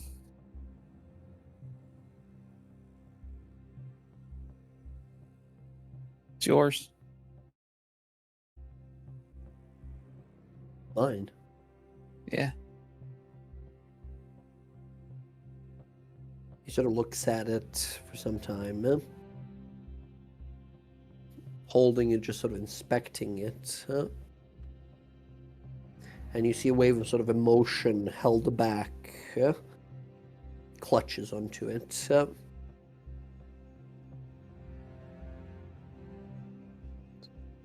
Thank you. There's a lot to make up for. There's a lot that has happened.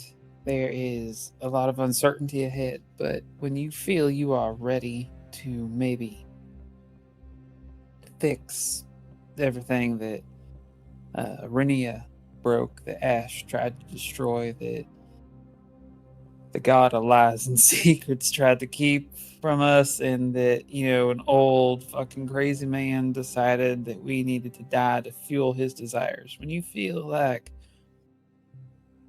you're ready to move beyond all of that, just put that back on and send word, and we can have that talk. He just nods. She puts the chain back together and then shows the other one hanging on it.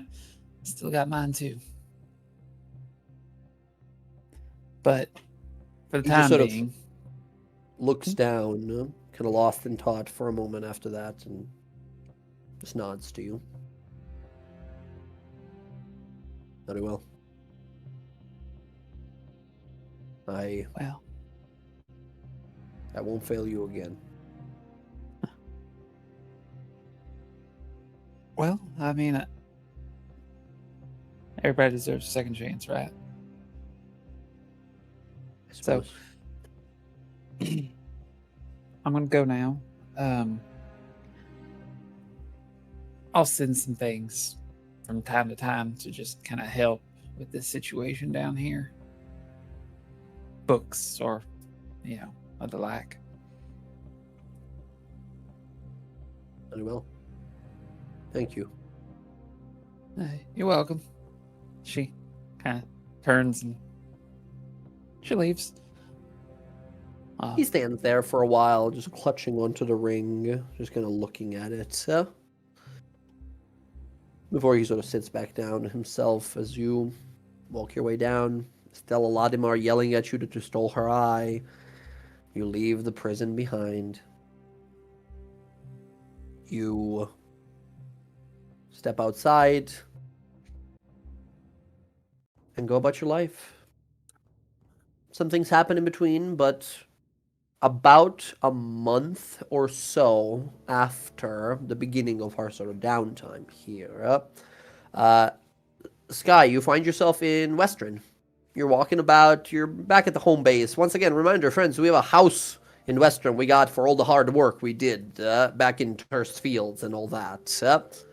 As you're sort of walking on around, Sky, you're finishing breakfast, going around. You might be the only one here. There might be others, who knows at the time.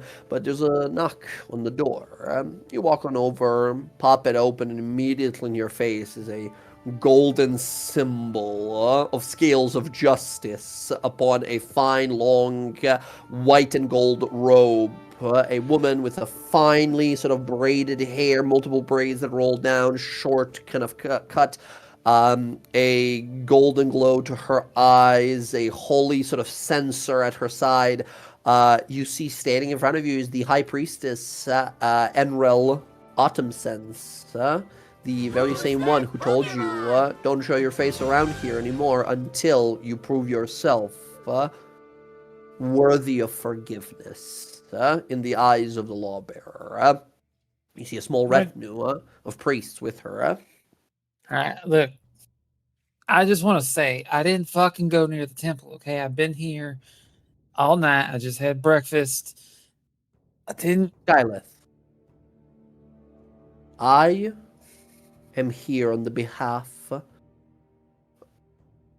the Church of Lawbearer, our Radiant Mother, to inform you and welcome you back into her grace. We have heard of your many deeds. We have heard of the work that has been done.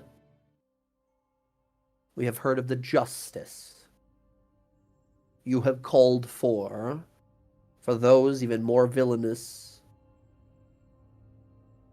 you are welcome to join us for our sermons, for moments of quiet and peace, for our moments of justice and valor in the halls of the lawbearer Arathis. In the eyes of the lawbearer, you are forgiven for what you did, and you are accepted what you achieved. And should you choose it, there might be still a greater role for you within the church of the lawbearer.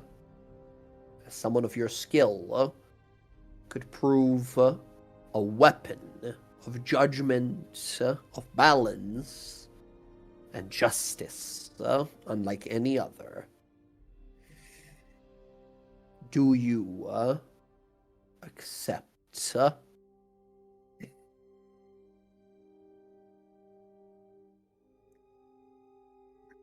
I do. It's a hell of a speech. Can I put my shirt on real quick and give you a formal answer? You have 2 minutes. Give me a sec. He We'll shuts run the door. back in. Yeah. Comes back, shirt on. Yeah. I accept. Keep in mind what we offer here to you, a place you've earned amongst her faithful. But what we offer here instead is a position granted to not many of similar level of power. It will take conviction, it will take devotion, and it will take an innate understanding of what justice is. Do you believe you have that understanding?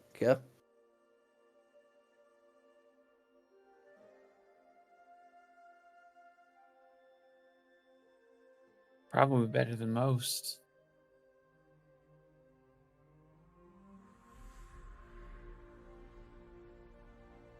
And now, here, as you stand, hero amongst the peoples of Tal'dorei, great heroes from across our fair Tal'dorei Republic, I have asked you long ago when we last met if you would be able to judge yourself guilty or innocent. You told me your answer then. Has it changed?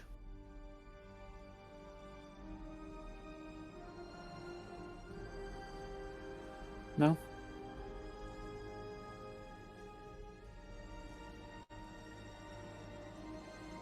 I'm not innocent of anything I did.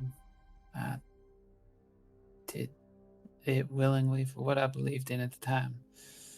So if you were to ask me, am I guilty of all that I did before setting down the current path that I'm on? Yeah, I am. And I don't Very well. seek to hide that. Then your path to true balance in justice eyes will be a long and arduous one. But it all begins with a single step. And she steps backwards and holds out a golden and white cloak that she holds out as if to give to you.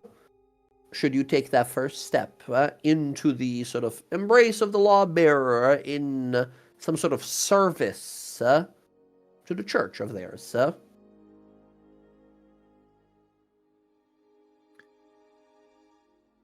She will step forward and take it. Yeah. She places the cloak slowly on you. You see the rest of these priests kind of nodding along, proud and impressed here. As if beyond your control, you see your wings begin to appear. A halo begins to manifest, golden halo on your head. All of them looking a little teary-eyed, staring at you here, impressed. You see the high priestess, Autumn Sense, kind of looks to you, says, kind of quietly, while everyone's like, wow, incredible.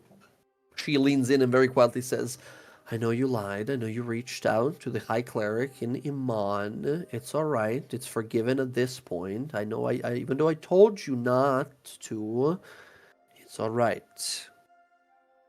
But don't believe.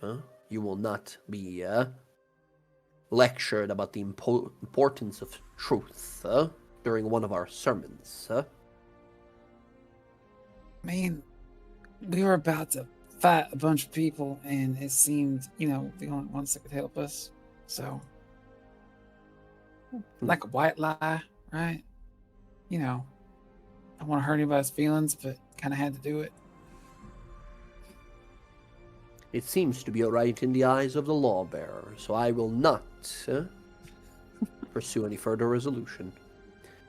Let us leave to the Temple of Justice. And she begins to walk. As the rest of them walk, as you're adjusting this white and golden cloak they gave you, as weeks and months will go on, and at some point, Sky, you continue your duties with these guys, continue sort of meeting with the party occasionally, and at some point, you are promoted, some 8-9 months in, to become a justiciar or a justicar of these temples of the lawbearer, someone who goes out, much akin to your previous occupation of a bounty hunter, but more so someone who takes on these missions, requests to hunt down more so demon-possessed people, or undead corrupted people, or a little more supernatural things that clash with the ideals of justice in the eyes of the lawbearer. And while your methods are not typical for their church, they are very effective. Time goes We think by. outside the box here. You will tell us the secrets of the necromancy book, or we will... And then you shoot a guy through the hand, and the other cleric who's with you oh my god, as you continue to question, the demon that's strapped onto a magic circle, as we cut away from that. You continue your work there as the year sort of goes on by. Next up, Casimir. Rav, first of all, mechanically, what kind of benefits would you like Casimir to gain from the downtime options? Things he wants to do. The special activities. He wants to look into that Grimoire Infinitus. Yes. There is a very powerful magical tome that requires an incredible test of skill, of arcane intellect that might possess incredible powers that can grant its user unmatched wizardly skill. It is very dangerous. However, it is something that can be prepared for to be acquired, should you be willing to risk opening the book with the understanding that if your mind is not strong enough and you don't solve its challenges and riddles, you might be forever trapped inside. Yeah, I don't think he's going to tell me he's gonna do this. But he's going to prepare. Okay, He'll prepare with premonition, Excellent. embrace destiny, level 6, and everything he can do to make sure he can get through it. All right. Excellent. Now, this is a thing which, while it's a special activity, it won't take any special time here because you have powerful friends now, and you can quite literally reach out to some of them to gain access to it, as it is currently being held at Gilmore's Glorious Goods. This artifact that no one has dared to activate. Casimir, you prepare just about every spell, just about every component you can imagine, as the grimoire awaits.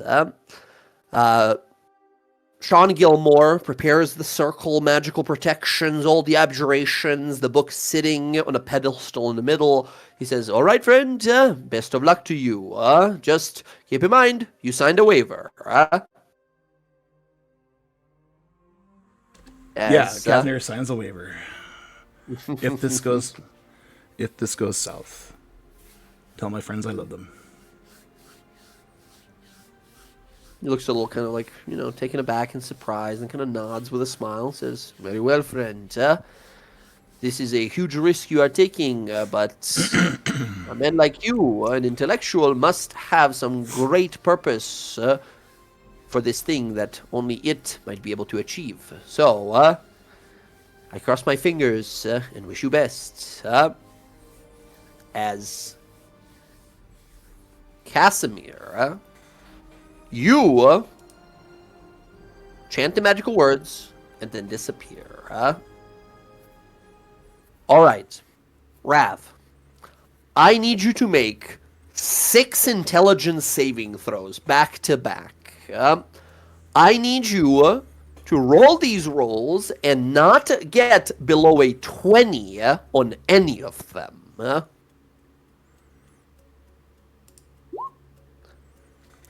Does my preparation give me advantage? Bad start immediately. I will say you have some numbers that you can use that you've prepared and such, and they don't necessarily just need to be singular type rolls. If you have any spells or abilities that add you stuff, because what's going to be happening to you now is going to take... That's not to say, does my preparation give me any kind of advantages? I will let you, as long as you have spell slots, spending your spell slots to give yourself... I will say with a 3rd level spell slot, you can get advantage on one of these intelligence saves. Sounds good to me. I'll take it there. Excellent. 3rd level spell slot burned. 23. That's the first one. Off the 5. 6, right? You Did I say 6 or 5? You said 6. All right, 6. Yes, thank you. Good enough. 3rd one. Good enough. 4th one. Good enough. 5th one. We're going to make that at 18. Oh. 18 plus your 9. Good enough. Last one.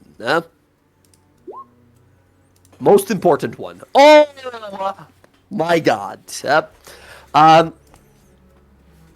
Sean Gilmore chants the magical words. We see Casimir say, tell my friends I love them if things go bad.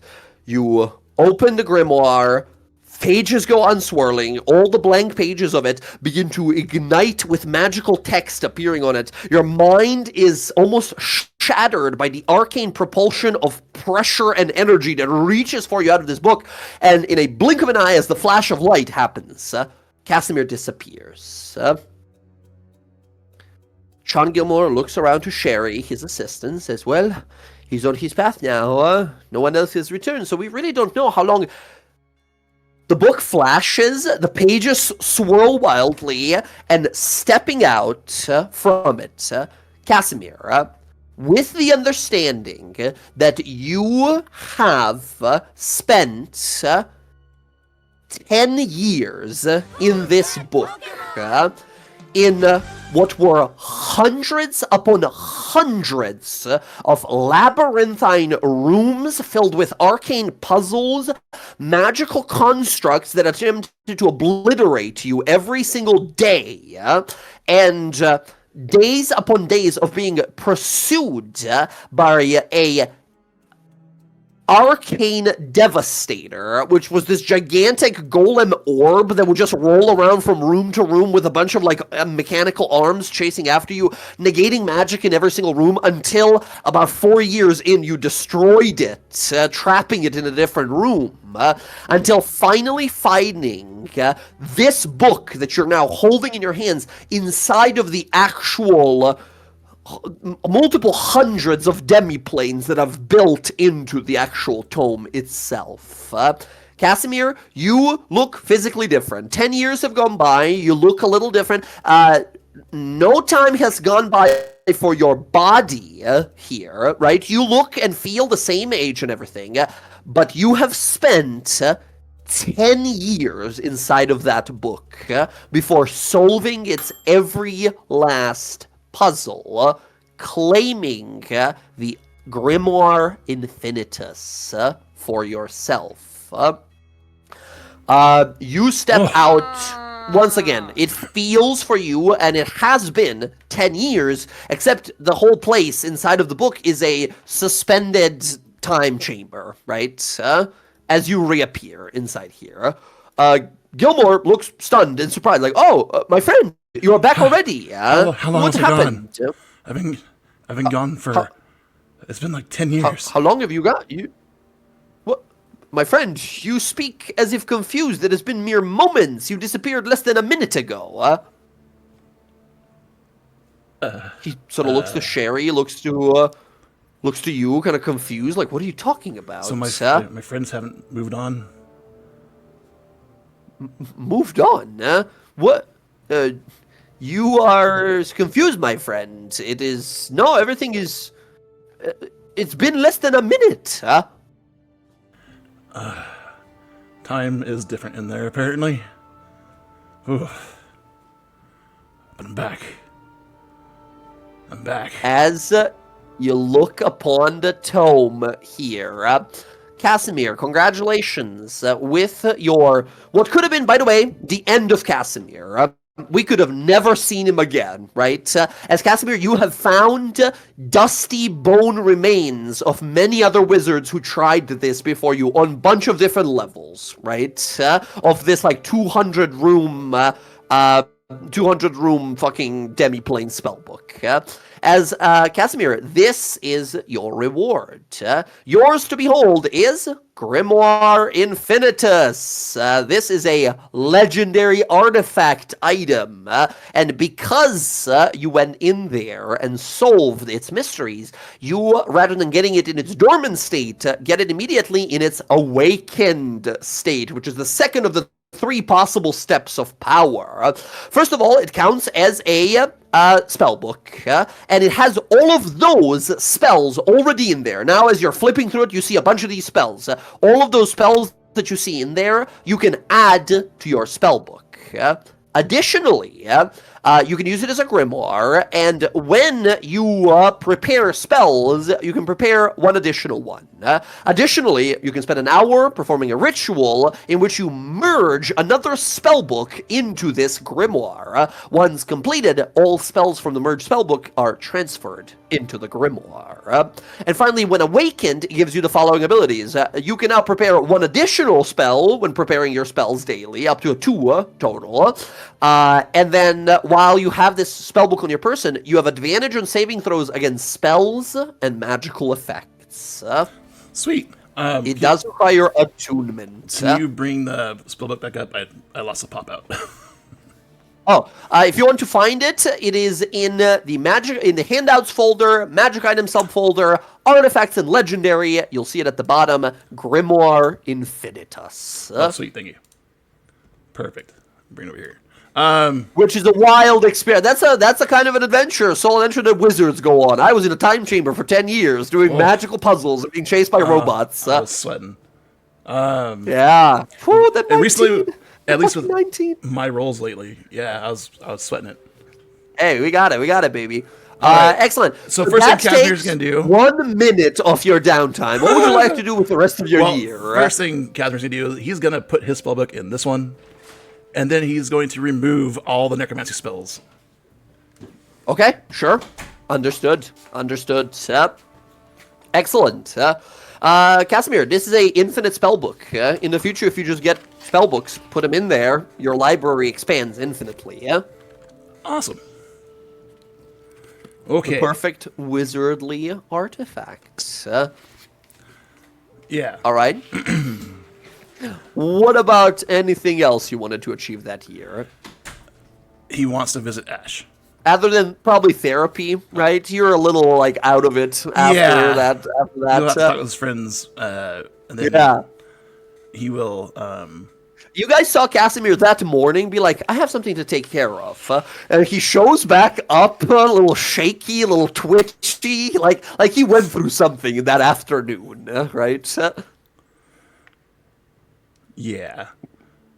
But Alright. he would like to actually Mechanically speaking, anything else? Yeah. he would like to visit Ash. Okay. At some point in the year, you, begrudging, although some of them may be, the elves of Singorn must accept you guys and respect you as the heroes of the nation. Many things that you've done, the heroes of the War of Sword and Scale. You are allowed into the elven, the section of the city in Singorn called the Barrel Keep. A massive set of trees that have wooden enchanted reinforced cells dangling from the trees high up, some almost 100 feet above the ground floor. As you see there currently sitting and kind of looking across the city,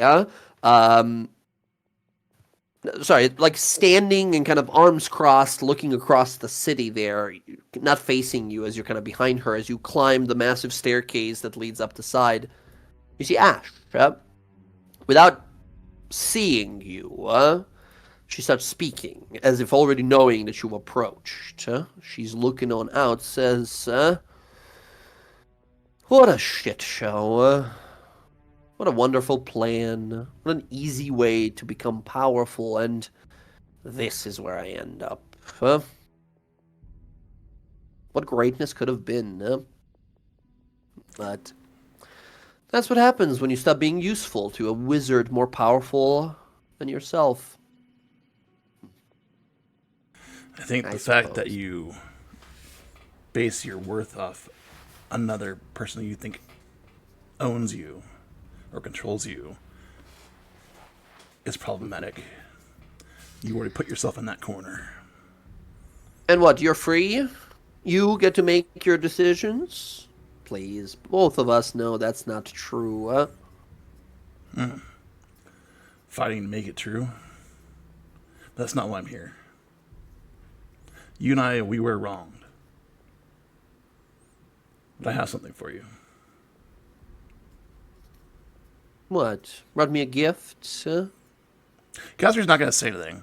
He's going to sit down and cast a ritual spell, telepathic bond, and tech pass like he did with Sky and Arenia. And we're going to revisit meeting Terrence and Issa. He looks confused. Who are these supposed to be? Are you going to show me how you showed them kindness? Melt my frozen heart? Please. No, maybe not. Nothing to change your mind, but something maybe you might want to know and deserve. Yeah. Someone the images continue playing. Yeah. Someone sorry, you never had a chance to be. Yeah. The images keep playing. Yeah. Their faces, the conversation, you see her face kind of change a little bit, kind of standoffish, confused. What the hell? And then the story about a few gold coins being passed out for 2 children to be given out. And a little picture of the 2 babies. What? No. You're not Ash. You are Anatha.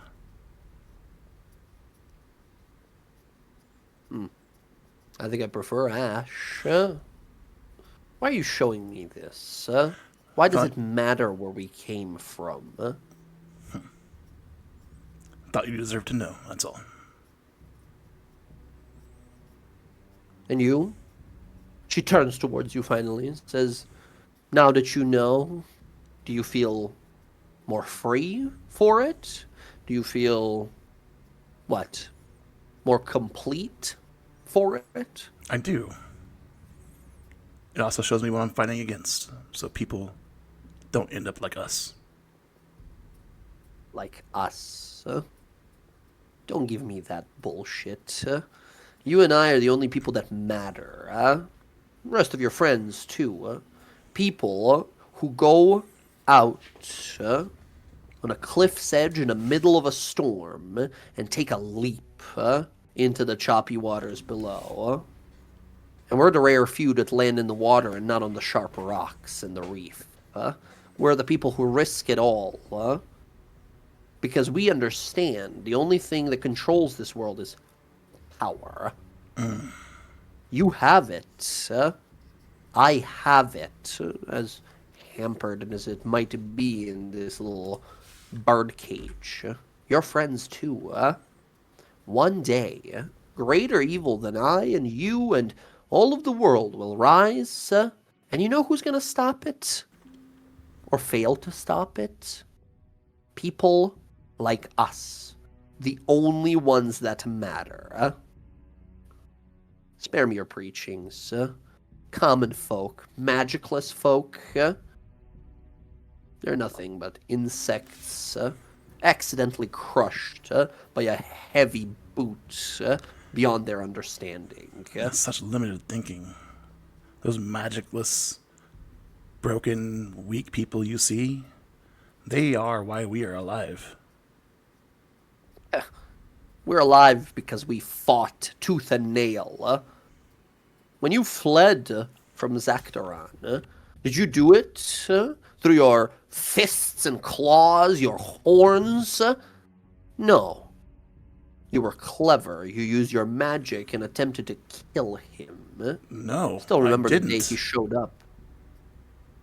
I What are you ran talking like a about? coward, and he tried to kill me, and I escaped through the path he made. But I ran. Old Zaktaran's got some pride too, it seems. What he told me is that you set up a trap, that you tricked him, a conniving move. He's a a little too madman. prideful to accept his own shortcomings, I see. Well, the one thing he believes in is that you and I are special in some way. He won't stop until he fulfills whatever that prophecy that he has self-concocted. I'm no more of use to him, but you, my little brother, he might use you still. And you know, when that moment comes, when he's standing before you, when he realizes just how deadly and powerful you can be, and when you sunder him away with a single thought, then come back to me and tell me how little magic and power matters in this world. I didn't say power and magic didn't matter. It gives us the strength to do what we need to do. But what we use it for, that's what matters. I cannot believe I'm related to you. I'm beginning to think the same way. I wish I could show you. There's so much more than just power. Well, I thought let's you not waste deserved both this. of our time. I'll see you around, Anatha. The name is Ash. No longer. Goodbye. She just arms crossed, staring back at you. He's not looking. He's already left. Yeah, perfect. She's just gritting her teeth, staring at you as you walk on back. Yep. Excellent.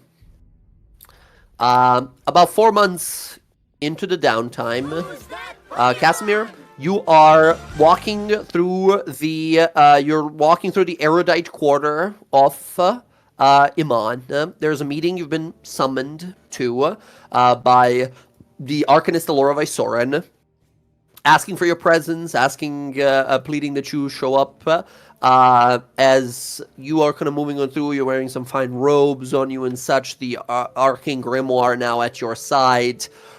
You see a building close to the Alabaster Lyceum with a massive symbol of the Arcana Pensophical tabard that has been thrown over the massive flag on the side. As, once again, this is what the the Arcana Pensophical symbol is. God, Roll20 is so laggy tonight. What the fuck's happening? As you approach and enter on in, it is a somewhat eerie, slow entrance along a corridor. No lights that are currently on. Kind of hard to see around in the dim light. But as you enter, magical torches begin to ignite and then encircle you as you find yourself standing on pretty much that exact symbol, but engraved into the floor beneath you. As you see a group of hooded figures emerge around you, one of which revealing her hood, Alora Vysoren. The others you do not recognize, although you have heard of some of them. The alchemist Osgrud, a halfling genius crafter, Seer Gloria, Ios, a great diviner, Magus, Shaynor Wiles, a powerful enchanter, Tinker Quash, Dent Druggle, all of these people that you vaguely have heard about. You see Elementalist Drake Thunderbrand, a council of powerful mages, as Alora steps forth and says, Casimir, welcome. We have invited you here, me and the rest of my equals, the Arcana Pensophical, the council of wise mages, or at least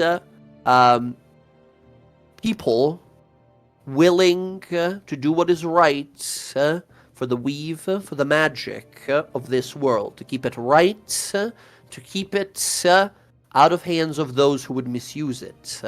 All things that you have done in the past.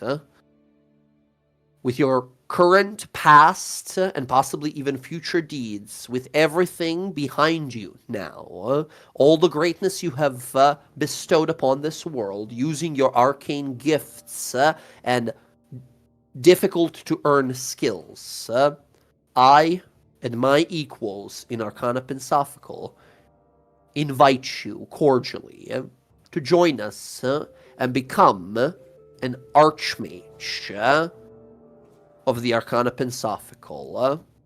Your duties will be many, your privileges many too. But first and foremost thing to understand is that this, more than an honor and a privilege, is a duty to be had for the rest of your magely life. Do you wish to help us protect Tal'dorei from future misuse of magic? Of course, I want to prevent misuse of magic in Tal'dorei. I still have many things to do, but I'm willing to join the Pensophical with the understanding that knowing that I will have to take off here and there. She nods. You see someone kind of smile along.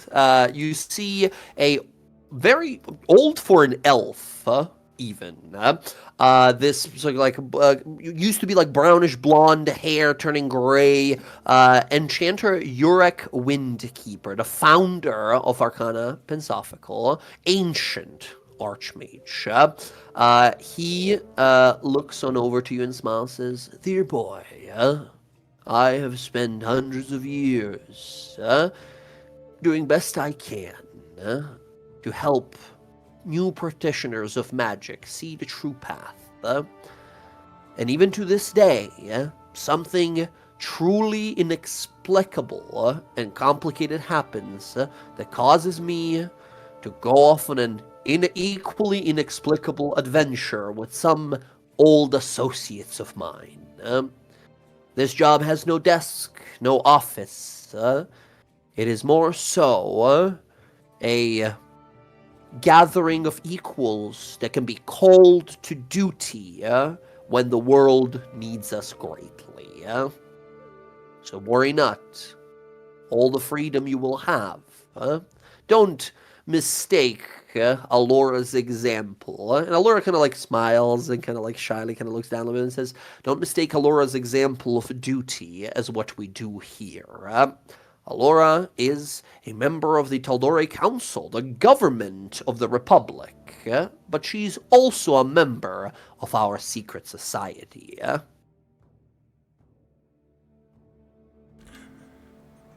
Not so secret, though, is it?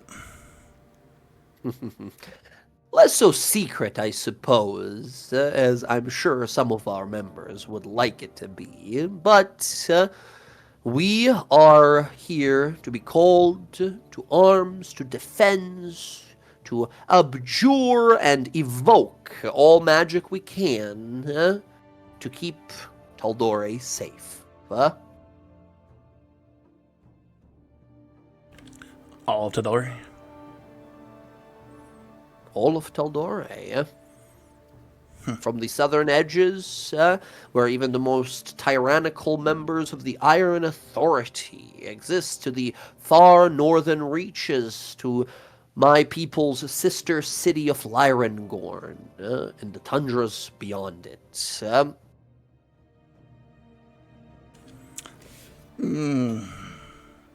Yet I sense no presence of us in the Underdark. That has been on Casper's mind since he made a vow to go back. Yeah. So I think on his downtime, he's going back. Yeah, they kind of look amongst themselves and kind of look to you. Allura kind of looks as a very curious observation, indeed. The Underdark does not exactly fall under our observation, our protection, as it is truly a place of, mostly unknowable. Many dark secrets still roam and loom beyond, ancient kingdoms of dark elves and Dwergar, of Swerfnibble and gnomes, ancient horrors and aberrations. While I'm certain we have the curiosity and will to try and help those below, our resources are not inexhaustible. Even our magic has limits. I believe, Casimir, you have told me you have had a journey down below, to the night below, as they call it. You have seen its many horrors. Even you must realize. There are allies some as well. places. We have that shroom mage. I can't remember his name. Yeah. But there are good people down there, and people suffer. And they end up like I was. Slave. I don't wish that upon anybody. So I will be going back until my next adventure begins. Very well. Yurik throws you a group of sending stones, like a bag full of them. He says, those are all linked to me. Should you ever need anything or lose a few of them, use whichever. You are now one of us, and should you ever need aid, feel free to call us in. We're just a teleport away. Thank you, Yerk. He nods. They bow their heads as you see them all step back, almost dramatically, right, into the darkness as you stand there. Bright light envelops the symbol of the eye beneath you. As by the time it's gone, you're standing in that chamber alone. Although you're pretty sure you heard some like teleportation sounds as all of them dramatically left and mysteriously disappeared. As you wander on out. Casimir, you head down back into the Underdark. You spend some time down there. You go down there for a while. I mean, you tell me, how long do you stay down there? Probably the better part of the rest of the downtime. So probably a few months. Yeah, you find Respin down there. Respin, who is the shroom mage guy, the sport druid guy. Yeah, Respin would be his like base of operations if he lets him be. Yeah. He'll work out from you there. see the Quaggoth, the big Quaggoth dude that you guys saved, gives you a big hug, and you show up back. You Oh, see them like yeah. farming, working on the mushrooms. You still see like the skeletons he has like farming and working on like farming and everything is like mushroom Casimir spores. still and shudders but doesn't say anything. Yeah. You see Rasmussen, he's like, "Hey, wizard man, good to see you again." He adjusts his little kind of little glasses that he has. Says, "What brings you back into my part of the night below?" I promised myself I'd go back and save these slaves I've seen. I'm gonna work from here if that's okay with you, and work my way out, make a perimeter. Oh, you're talking about that like distillery slave camp of those like Grey Dwarves, not too far from here, right? And any other camps I can find. All right, good man. Well, I'll help you best I can, but that's a big task you set for yourself, friendo. As once again, Respin, this fellow with Toto, his little lizard friend, who sits on his stick, on his staff. All right, let's get to work then, yeah? He clasps his hands, and you watch a giant mushroom tree next to you begin to shudder, and then arms break out of it, this big wooden kind of mushroom-made tree. Treant, a mushroom treant, if you will, that stands up, ready to move. It's amazing. That's amazing. He's a little awakened, does wonders, druid magic, bro. As you see, over the next few months, Casimir, you will successfully save a lot of people with these like slave encampments down here in the Underdark and such. Quite some time passes before you sort of see your friends. This is like the last thing that happens in the downtime, last few months. Okay, perfect. Perfect. Once again, you did all this stuff. Did you say mechanically? What did you want to do? Mechanically was the grimoire. That's all I really cared about. That was a minute. That took a minute, right? So if you wanted to, you could have gotten an expertise or a feat within that year while you were like adventuring and doing stuff. Gotcha. Understood. Excellent. Time passes by for you as well. Next up, let's go to Bella. You find yourself that afternoon after you guys put away the red path, right? Walking through the city, looking your way up towards the Cloudtop district, where they, of course, recognize you, great hero that you are, let you on in, and quickly meeting with you, currently just leaving a little kind of diplomat meeting she had with a faction of these like people here in the Tal'dorei Council. You see Anahia. She looks at you, eyes immediately bright and happy. She runs up and gives you a big hug. Says, Bella, you back? Everything all right? You guys have a tendency to disappear and do some crazy stuff that you didn't tell me about. Nothing too crazy, I hope? Oh, it was pretty crazy. I mean, Sky died basically, but then came back to life, so it's all okay. But yeah. That's all right. You know what? If I'm being honest, I like her the least out of your friends. She pushed me out of a teleport one time. I know. I was pretty pissed about it. That's But right. Anyway, bygones, whatever. Yes. Anna. Come on, let's sit. She goes with you. She's trying to get you to like, let's go sit somewhere and talk in the park or something. And as she's trying to like drag you away, do you go with her to sit somewhere, or do you like, no, I got something to show you first? Yeah, no, I was like, Anna, slow down. Oh. And then I pull it out. You pull it out. You bring out the Luxon, the Isender Harosi, this strange-shaped beacon of light here. She looks at it. It takes her a moment to realize what you're holding, and then her eyes go wide. She puts her hand to her mouth, shocked and stunned. You see her immediately begin to tear up. I can't believe it. You did it. You promised you would do it, and you did it.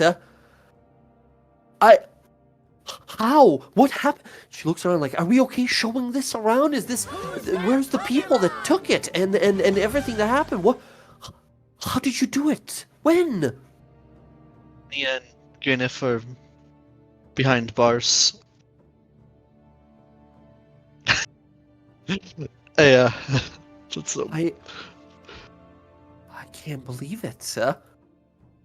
Come, we must go home to V's Isle. We have to go back, inform the High Priestess, inform your mother. She will be relieved greatly to find out his return after everything. She's been in a terrible turmoil. You've shown her mercy, but still the mental weight can't be easy.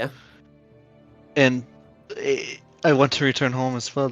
It needs to go there, but we need to make sure that it's protected this time, that they can't take it again, and that... have you been working with them on better transportation between our people? Very much so. There's been talks of sort of like ship travel and possible like exchange of goods. Funny enough, they're really interested in a lot of like archaeological stuff, which we have on our island a bunch, but it's very much so like personal history of ours. So I'm trying to keep it close to the chest type of thing. Although they have great needs of like animal hides, and most of the animals that live on our island are ginormous and destructive. So maybe cutting a few of their numbers wouldn't be too bad. They're very interested in our magic and our way of life and such, in sort of like wood and rare precious metals and stuff like that. There's great interest of powerful relationships in the future. Although the travel part is still a little bit difficult. I was trying to explain to them that we have mysterious magic protecting our homeland, which they are having a hard time wrapping their heads about, which honestly, I am too. But, you know, I always believed that had to do with Isender Hiroshi, so maybe, have you thought about maybe you'd be able to perhaps even, I don't know, use it to manipulate that, to maybe get that to relax and stop? Well, on our journey home, maybe I can see.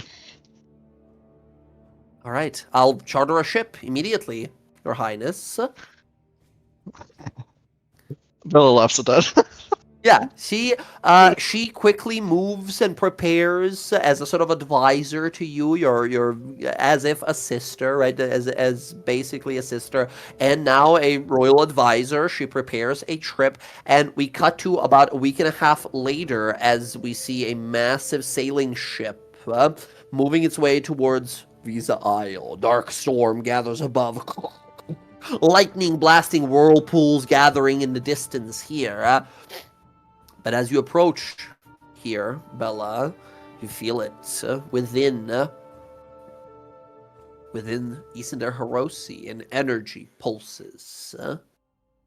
It feels warm, hot to the touch almost for a moment before that warmth passes to you, and it becomes one with you. You see within the light a possibility. Again, what it could have been, what should, maybe could be, you using the powers of the light here to create another future, another possible path where the strange probability and unexpected outcome kind of a magic that surrounded your island for years unfathomable could be calmed, opening a path for future relations, for friends, powerful allies, a union, an alliance. As you hold the beacon there in your hand, can I have you please roll your choice of intelligence, wisdom, or charisma saving throw, as you hold it aloft and try to seek out that path where the seas calm and let you pass. You said intelligence, wisdom, or charisma? Any of the mental stats, your choice. Okay. You can absolutely have advantage. Oh, 23. Let's go. 23. As you hold aloft Isaner Hiroshi. A bright, brilliant light covers the coastline. On the coastline, you see our people. The word already has traveled. Hundreds upon hundreds, if not thousands, of Yuan-ti all standing there looking, all of them awestruck as they see a star burning brightly approaching the coastline. The dark clouds begin to slowly dissipate as sunlight pierces on through. The wind buffets against the coastline as the ship safely arrives. Dispelling one of the most ancient mysteries of Tal'dorei, Bella, you change the future forever so here in Tal'dorei, making it so people can now safely arrive and travel from the Visa Isle. As you see our people surround you, Your Majesty, you're back, our Queen, all of them, hundreds, thousands of them, kneeling there at the coast as you hold aloft Isaner Hiroshi. She has returned. She has brought us back the light. As you see 1,000 heads bow. What do we see on her face? Is there anything she says? As Anahia does provide you with, knowing that you don't have major magical abilities, a minor sort of arcane artifact, a little bit of her bardly magic that she uses here, allowing you to project your voice, a borrowed thaumaturgy, if you will, right? To expand your voice across the coast here, should you wish to speak to your people, as you return to them, a queen returning their holy artifact as she promised. Yeah, I think basically that. My people, I promised you that I would return the light, and the light I have returned.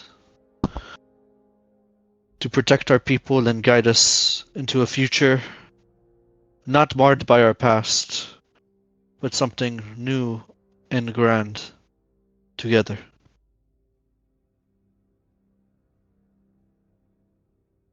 You see tears down the people's faces here, looking up in absolute astonishment and awe. Someone eventually calls out in the back, "Hail the Queen! Long live the Queen!" As everyone, "Hail the Queen!" roars across the coastline. The trees shake as thousands of feet begin to walk together back. I hold up the Makohiro and Sunbeam.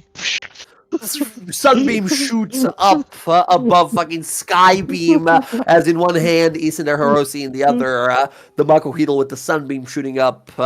The Queen of Light has returned, as portraits will be made after that, like art pieces for years to come of that exact pose of you holding the artifact and the blade aloft.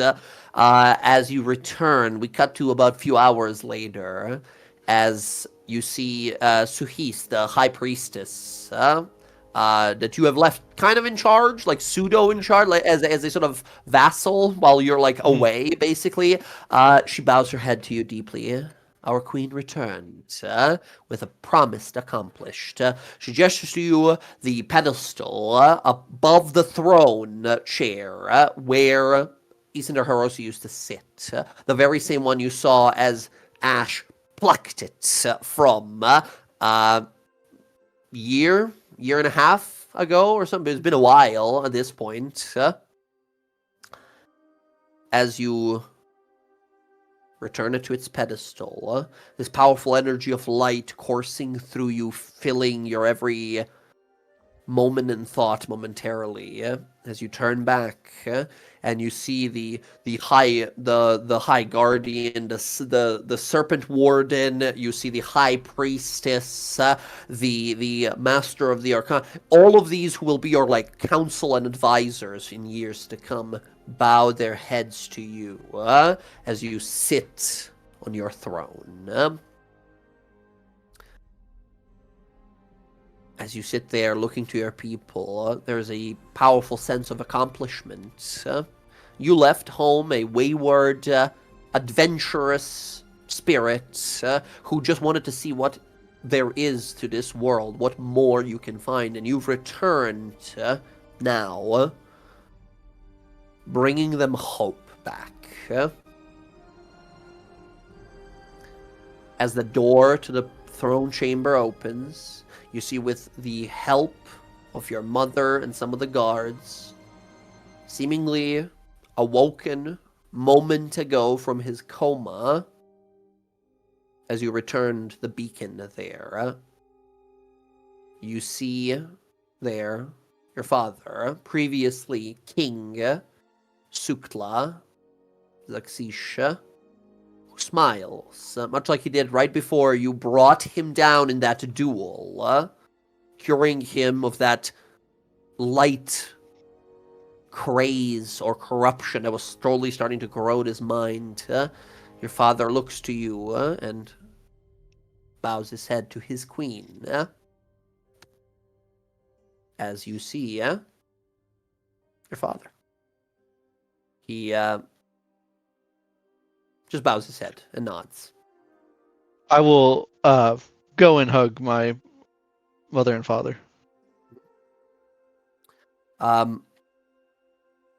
He smiles, holding you tightly there. You feel little tears coming up on yourself as well. Your mother's still looking down, not looking you in the eyes, feeling deeply ashamed. As you look around, you see the council around you all smile and bow their heads. As you spend the next months as a queen to her people. Yeah. I mean, specifically, what I had in mind is obviously I wanted to do that ceremony, but I wanted to do it, in that pool, like next to that pool that I blessed. Because again, a whole thing I want to do is, bring the Feywilds and my people together. You know what I'm saying? And then obviously, I think about a week later, we see you walking waist deep into this pond, glittering, almost shining with energy, as you hold Isender Hiroshi in your hands.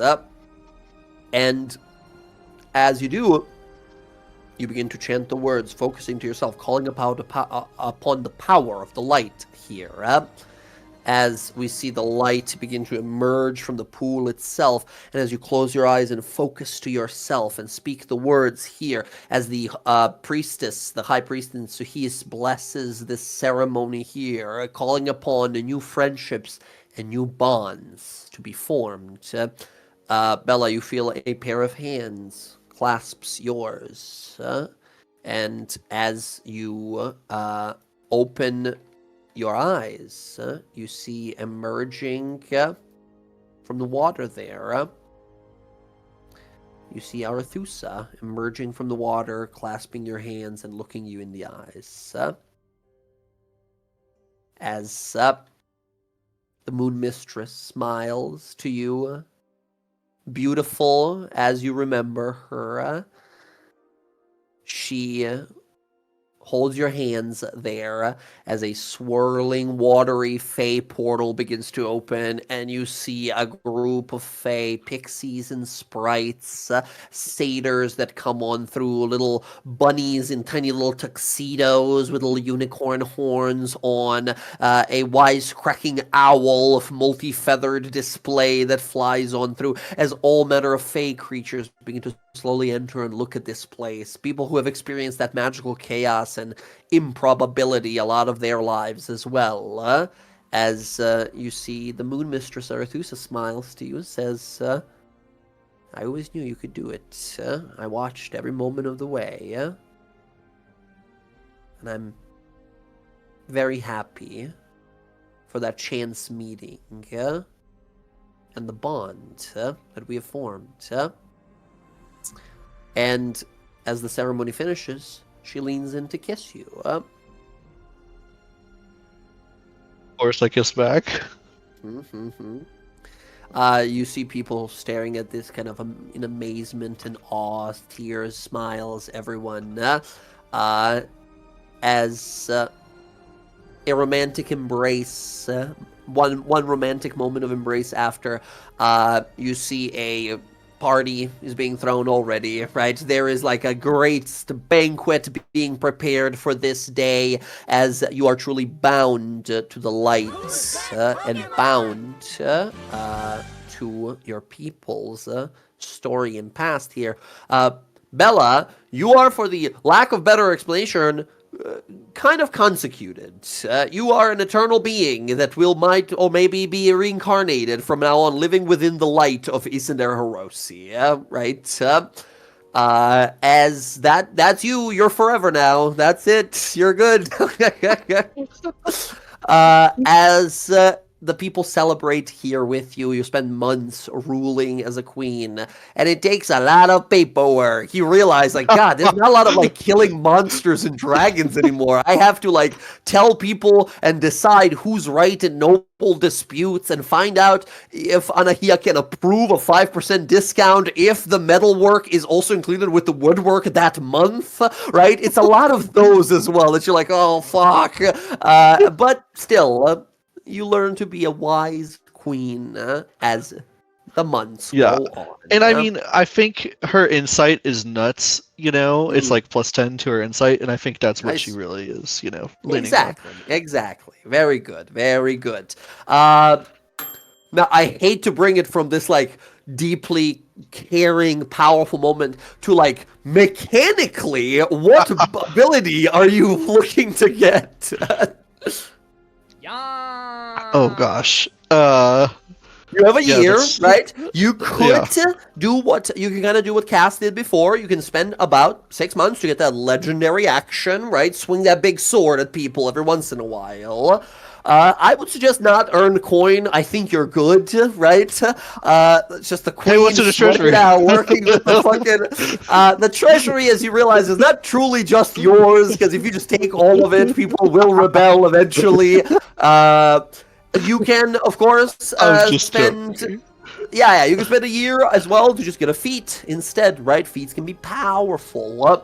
I don't know. I'm a fighter, though. I get so many feats, man.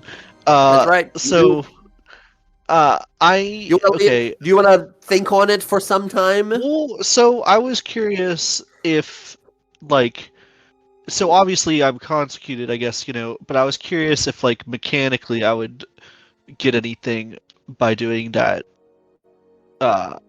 ceremony. So you don't get any mechanical buffs other than the fact that if you die, your soul will return to Isender Hiroshi for you to be reborn. So that's so mechanical. You do +5 damage. Less so, more so like you are an immortal creature now that lives within the light of your people's hope. That's it, Jade. Okay, that's all I get. I did this whole quest for it. I'm joking. Yeah, I feel like the two that I'd be interested in is I would like to see if I can bless my weapon more with Isender Hiroshi, you know. Maybe increase its power potentially, you know, by blessing it even more. Now that we have the light back, you know. I don't know if that would be something I could do. There might be something. I'll message you some things in between the sessions here to not keep it too mechanical as a part of this. Yeah. And then depending some possibility. Depending on how long that takes, then I would probably do a heroic action besides that. So depending on how long that takes. We can totally say further empowering your weapon and gaining the heroic action. That totally works. Okay. Very good. And I'd spend lots of time with my people and lots of time with Artusa. Even some vacations to the Feywild. So very good. It's just a dip into the pond away, which by the way now is a permanent portal. There is now a permanent portal, a planar portal between the realms on the Visa Isle, and Visa Isle can now be accessed by anyone. Well, whoever the Queen allows, of course. But yes, perfect. Yeah, I just keep that relationship up. You know, gotta spend time with the girlfriend. So. Gotcha. Excellent. In the distance, stop fucking my mom, Bella. Yara, every once in a while showing up. Excellent. That's gonna be for Bella for a moment here as we're gonna That next should jump pop in on. just to be the third wheel. Just be like, what you Uh, doing? Really I'm just close. hanging out, you guys. I'm just hanging out with you guys today. Nothing special. I'm just hanging out. No, not that close. Very good, very good. Excellent. Yeah. Next up, let's jump over to let's go to Roxy next. Roxy, with you, we pick up the day after that event. Day after the day after the Red Path. Arenia and Kenneth have been put away. We find you in what is basically like a hotel room right here in Iman currently. As you wake up, you look on out, you see the balcony window and door kind of open, and there currently, of course, shirtless, we see standing and looking out across the city, there is Jonas. Right? As two of you have spent the night here. As you awaken, he kind of looks over his shoulder here. You see, as breakfast is already prepared for you on the side of the bed, as he sort of comes on up, gives you a kiss, and says, "Good morning, beautiful. I'm glad we finally get some time to be together." Yeah, I mean, we've been traveling a lot, so this is really nice. From what I hear, you and your friends are running out of heroics to accomplish. Don't tell people that. I don't want people to think I'm a hero. Well, after everything you've done, you're the closest thing it gets to it, to me. Now, I've been thinking a little bit. I know we're going back to Singorn for a little bit. Funny enough, because of who I am and Althea, we've been invited to a fancy wedding.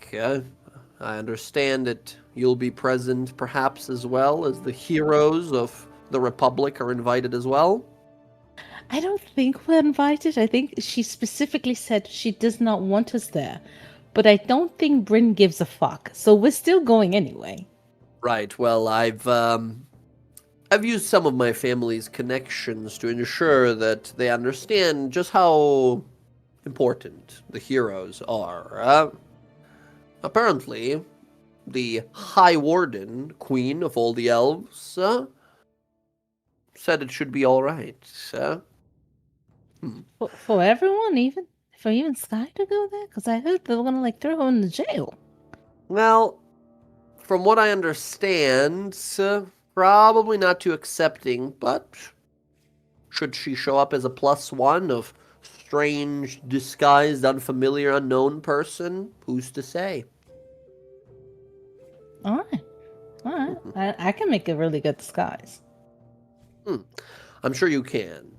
But listen, Singorn, Althea likes it. It's peaceful, it's quiet, it's boring, yeah? I was thinking, yeah?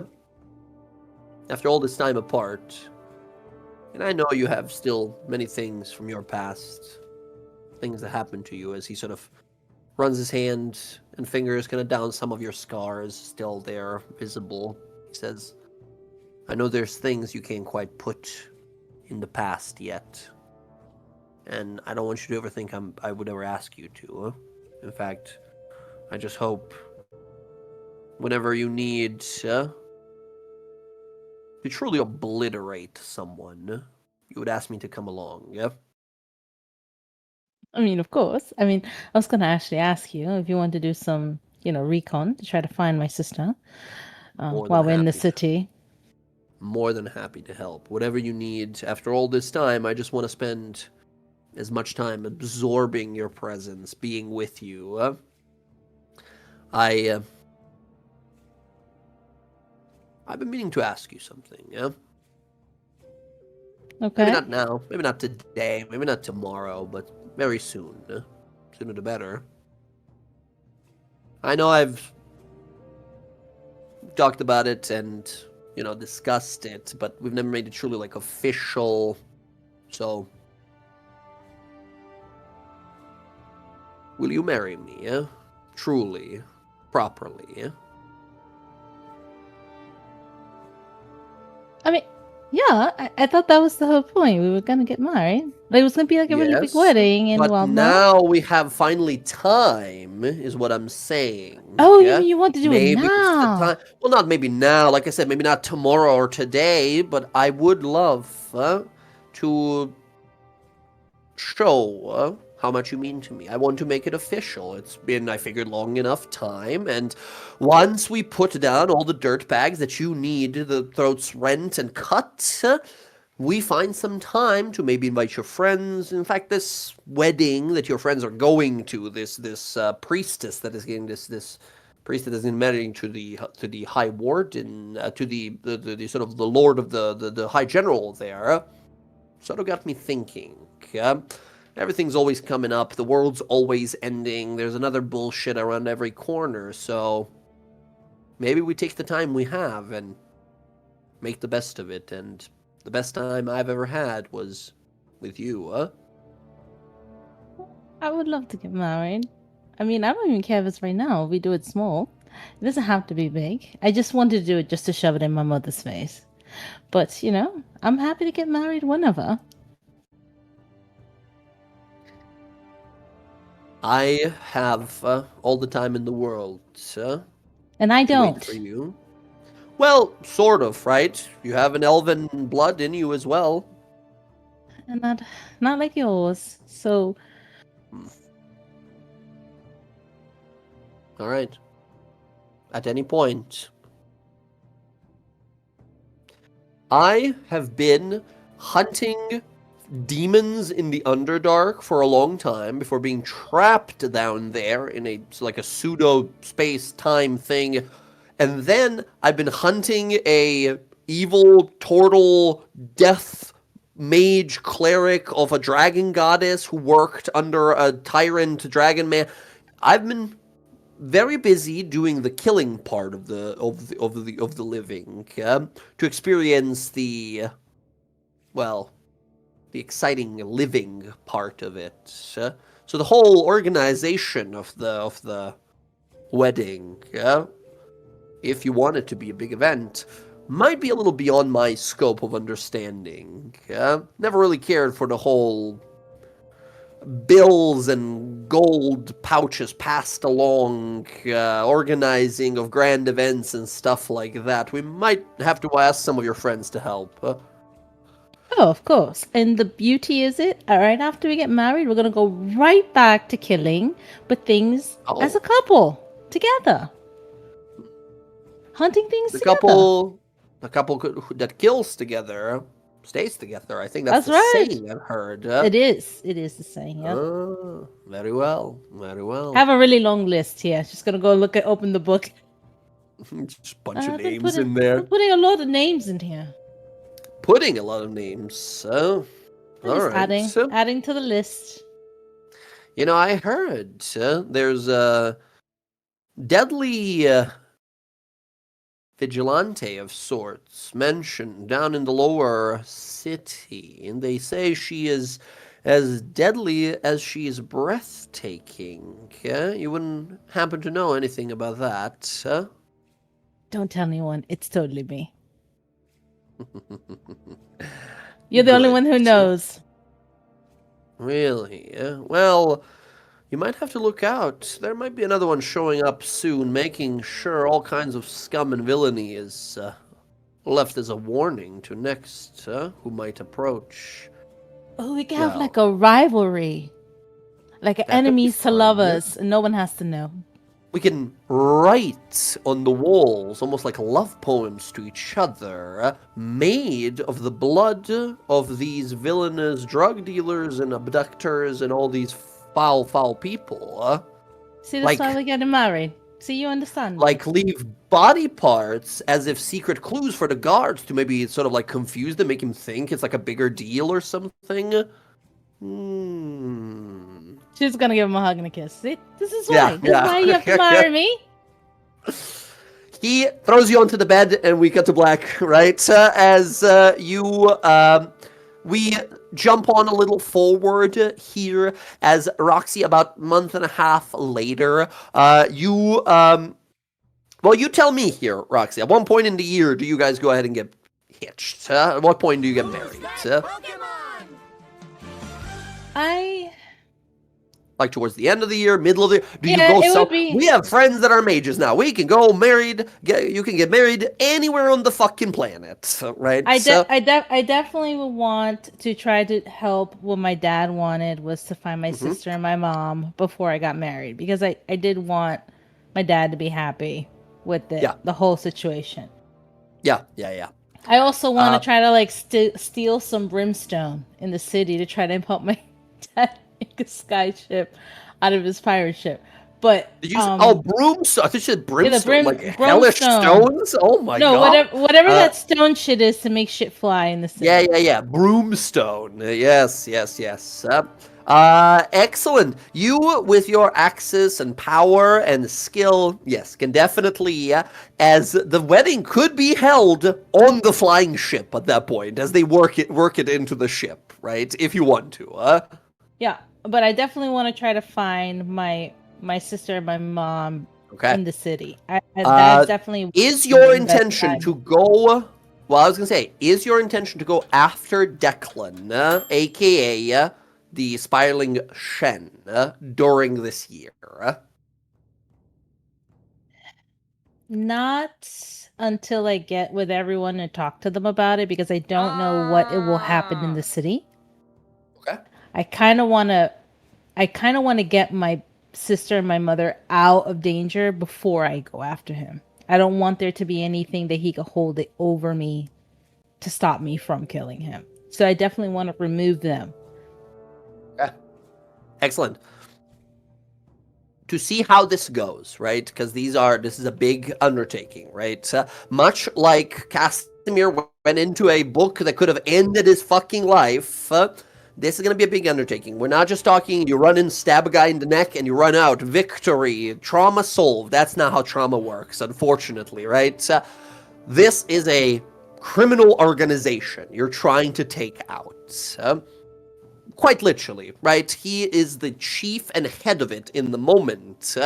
And there's two ways to do this.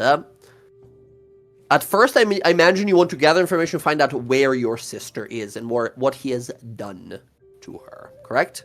Yeah, I want to see if she and my mother are together, because I don't know what happened to her as well, but I don't know if they are together. You'll find out that your mother, Margaret, is back in the Menagerie Coast.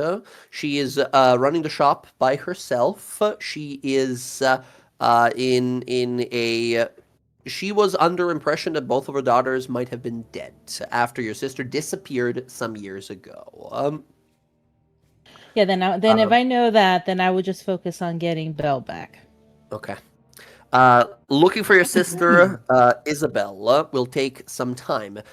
You can go ahead and give me an investigation roll. You can add a +5 bonus as your buddies and friends at the Cobalt Soul will help in any way they can with whatever resources, investigations.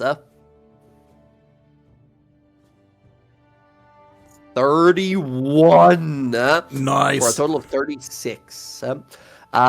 Working with these allies, these fucking Cobalt Soul like monks and ninjas and spies, you work to discover that there's a place in between Western and Iman called Kymel, a skeevy kind of gambling town built on gold and mud. There, a clasp hideout used by Spiraling Shen, used to traffic people in and out of the continent often. There, you find information that your sister, Isabel, has been held for years. It seems at first that, to you, at first it seemed that she might have been, like, held, but the more you look into it, it is possible that she is there willingly? Although you're not exactly certain. That's the information. You learn where she is, but not what kind of a state she is in. Okay. So, I definitely would want to try to get to that location to try to get her out. Okay. Forcefully or willingly, I want to remove her from there. Either I throw her inside that rug and take her out with me, Okay. but she's gonna come with me whether she wants to or not. Okay, understood. You through a series of like a montage going in as we see some of these Cobalt Soul monks helping you out. We see leaping in to help as well. Jonas taking out some guys as you're sort of rushing on by. Give me a stealth roll. Another 31. Oh my god, man. You rush on through, making your way through multitudes of thugs and goons and hired toughs, until finally you see your sister. In a room, beautiful as always, long dark hair, the blue eyes. She stares on out to, I mean, you know, she's your twin. She looks like you. As you see her there, she stares on out to you, stunned. Rose? That's impossible. You're alive? I think she's gonna dig in her bag for her book, and she's gonna take out the letter she wrote her to get her to go into the house when they took her. And she's Yeah. just gonna hand it to her. She looks at you and says, "You can't be here. He'll be mad."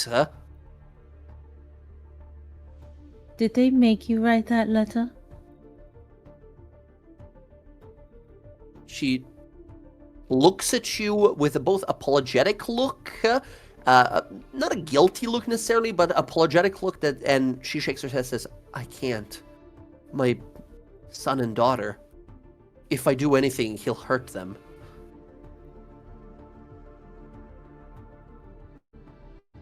I understand, but did they make you write that letter, or did you willingly write it? She looks at the letter. She looks back to you, says, "I wrote it myself."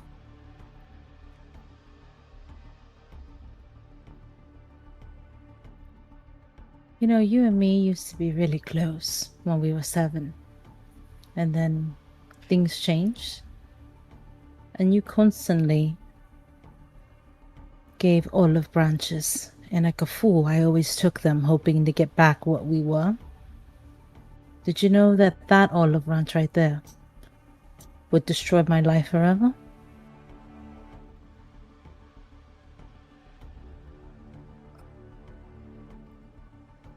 She looks at you, we hear in the background, fighting among some of these like guards here and some of these monks that are here to help you. She looks to you, says, "So much has happened. I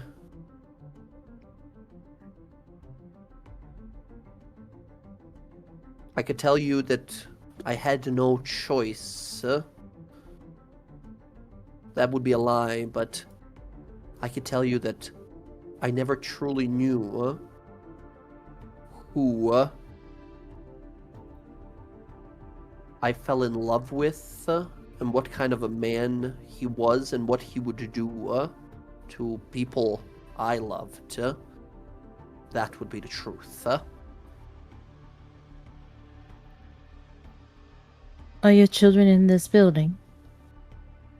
No, they're not here. They're in Iman. Then I will find them. She's gonna put the rug down. Get in the rug. Excuse me? Look, I'm going to either stab you in the fucking leg and throw you in this rug, or you're going to get in the rug. Rose, why? Do not rose me. She's gonna lift her shirt. Do you see this? You have no idea the things he did to me for months. So me stabbing you in the leg is nothing. Get in the fucking rug because Dad wants you home, and I promised him that I wouldn't kill you. So you should thank you.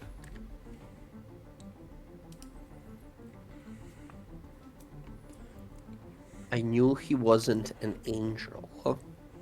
I I didn't told you he know was a criminal. I told you he was a didn't criminal. know he was the devil. It was. You understand how crazy it sounded at the time. He when I met him, he was a well-respected man. Get in the rug. They'll kill them if I come with you.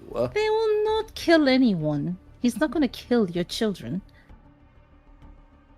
He's a much crueler man than you think. Well, she looks at the scars. Here, I'm going to make it look like you went unwillingly. And she's going to cut her arm and bleed. What? There you go. Now I'm She's going to wearing leave a a note. beautiful dress. She's wearing a beautiful dress that's now stained in blood. I don't give a fuck. I'm going to leave a note saying, I stole you.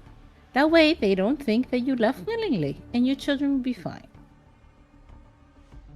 And he'll come looking for me.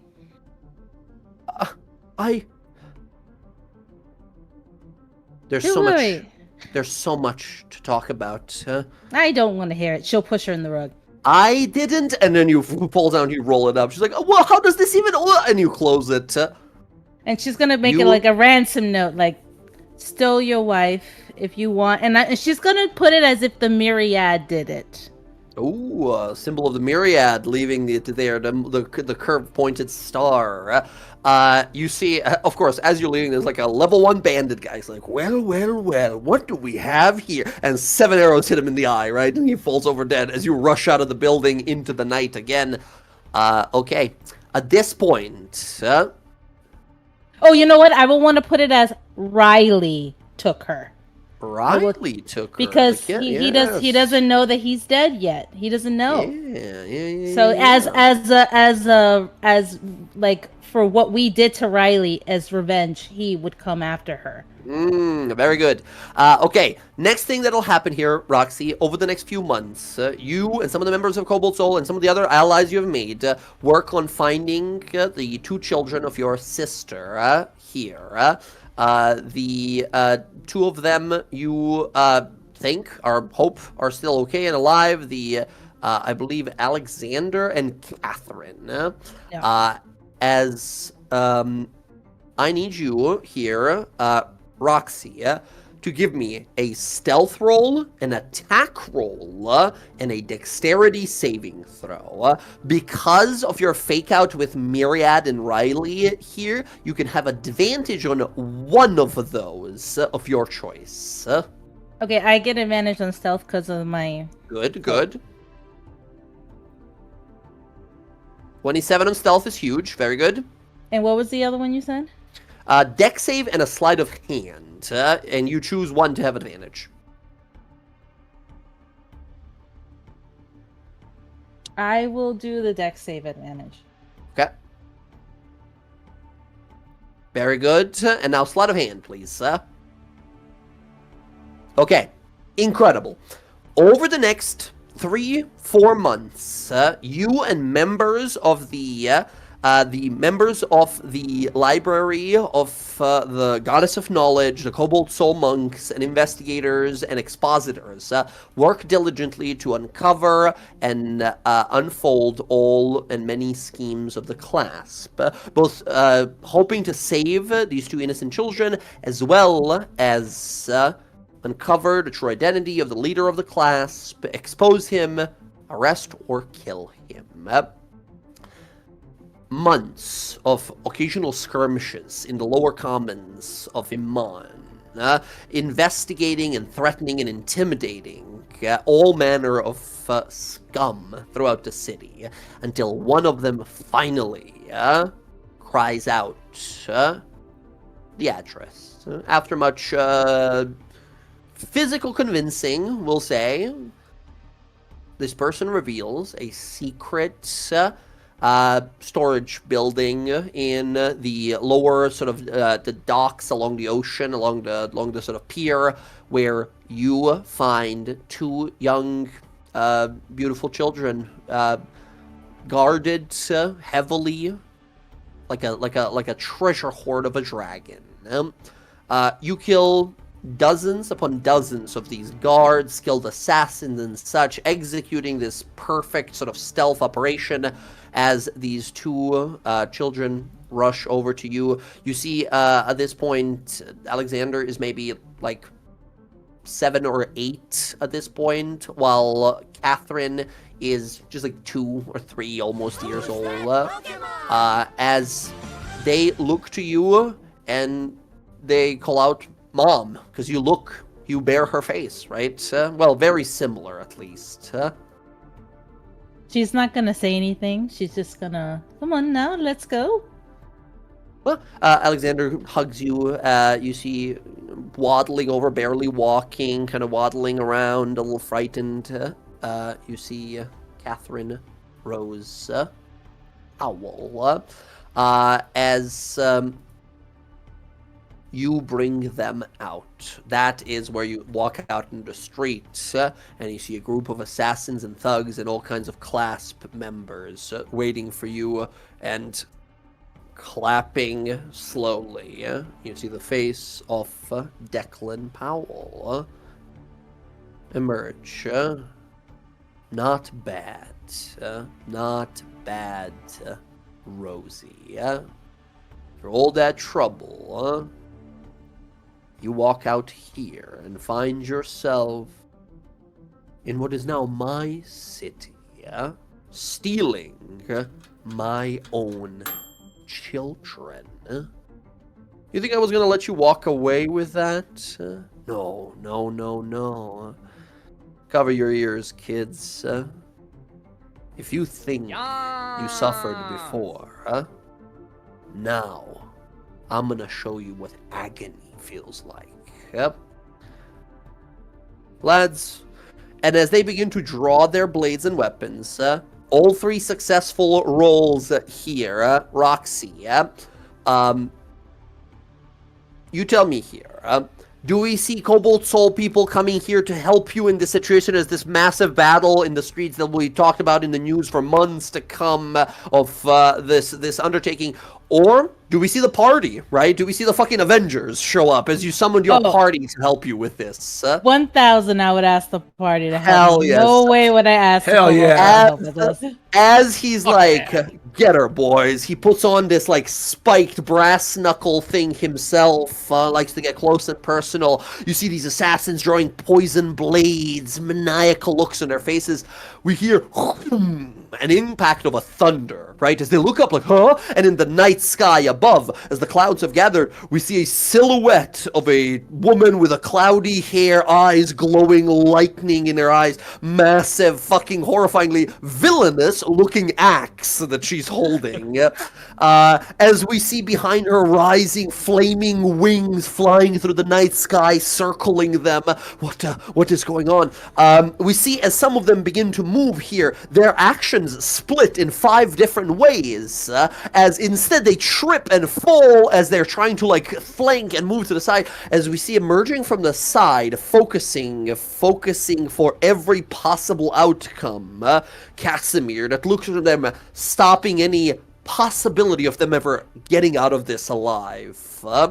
As we see leaping from the water of the pier behind him as a Fey-like portal opens, Misty stepping from the Fey into Iman from behind him, landing there with a glowing light in her eyes and a massive Makwahuitl at her side. As we see Bella on the other side, as all of them like, what is going on? What is going on? As all of them surround them here, as we even see some other characters in the past that have helped us, right? We see some of the members of the guard, some of the clerics, the priests here, hoping to bring down Class, one of these most ancient enemies of the people here, the most sort of abusive individuals. Roxy, as Powell looks to you, as he stares to you, says, "What is this? How? I own this city now. I am this city. You cannot bring me down. Who the hell do you think you are? As arrows, firebolts, fucking lightning hammers, and giant cleaving blades start taking out his guys as he looks to you. Who the hell do you think you are? And as we cut to you and we see you there, Roxy, who the hell do you think you are? This is our city. This is the fucking DawnGuard. Roxy, as he leaps towards you, these brass knuckles in hand, about to landing punches, he's fast, he's dangerous, and it's not just 1-2, he's down. It's a battle that goes on for some time. We get some wounds, we fuck them up, fireballs flying, fucking fiery magic missiles, all kinds of prediction spells, stopping everything, fate bound by the rules that Casimir sets, giant thundering smites that send people flying off the pier into the ocean here, massive cleaving attacks that carve through multiple people at the same time from Bella. In the end, wounded you yourself somewhat, but him much greater so. Roxy, what does it look like? Describe to me this fully scene. The conclusion of this battle, as you bring down the person who inflicted so much pain to you, arguably changing who you are forever. I think she would take out the blade that her dad gave her. And because it can reach, because it has so much reach. Watery tide blade. She would stand far away from him, not too far, and she will cut his head off. Okay. Is there anything she says, or is it just a cold look in her eyes as she cuts the head of the snake? I think she would say, all your running, trying to be this big leader crime. How does it feel that I'm going to be the leader of all of it? His eyes go And wide. before he even says anything, she'll cut his head off. A blade sharpened more than any physical iron or steel can be. Slash of water that cuts across here as his head rolls back, floating through the sky here as he falls to one knee, headless even, reaching out weakly with one arm. Another arrow from the side hits him in the heart. As you see above, your betrothed, still, I think technically still betrothed. Yeah. As you see Jonas, one more to the heart. He looks to you, gives you this look, a smile and a nod. And you see Jonas say, I know I promised I would wipe the scum off the world for you, but I can never imagine taking this from you. So you'll have to excuse me being a little late with the arrow there. It's alright. I appreciate it.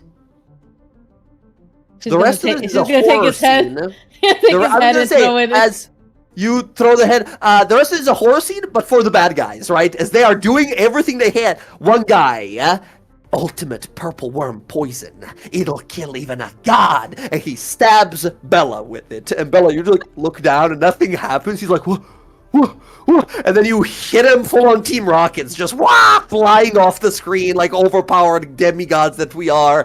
Casimir moving through the battlefield here. Everyone's swinging and missing him. Like, why can't I get him? Throwing all the spells as the grimoire on the side glows, missing him with all the attacks. Nothing lands on him anymore. A group of them run out with poison crossbows as a series of fiery bolts just bombard the side as they all look up, and we see a flaming wings as if a phoenix soaring, fucking dive bombing, fucking carpet bombing all of these guys. As we see one gigantic fucking lizard man dude who is throwing around all of these guards. He turns around and grabs it just in time. So you see Bryn's axe dig into just his shoulder. He says, "You'll have to try harder." As he's saying that, with a smite digging further into him, a crater is left where he was standing a moment ago. just boots, smoking boots on the ground, right? As we continue to just demolish these clasp. It's impossible to say that the clasp is ended. This criminal organization. Rats will always survive. Roaches will always survive. They'll hide, they'll disappear, but they will be back. But for now, the hold they've had over many of the Iman's denizens is destroyed. As we see the bloody carnage left behind here. And then we hear wedding bells immediately after, right? Bloody carnage, destruction. Floating ship high up in the sky. Yeah, you see your father tearing up, looking at you. Nice pirate suit that he has on. Looks like a pirate admiral type of thing. You see standing around you are your friends. We're all nicely dressed here, and we see Roxy sort of with Jonas there. Roxy, Jonas looks to you and says, "For all my days, the ages untold that I've been here in Exandria, I've never met someone as special and as incredible and as unpredictable as you. You are everything I think of, and I can't wait to find a way to spend every possible moment with you. From now till eternity."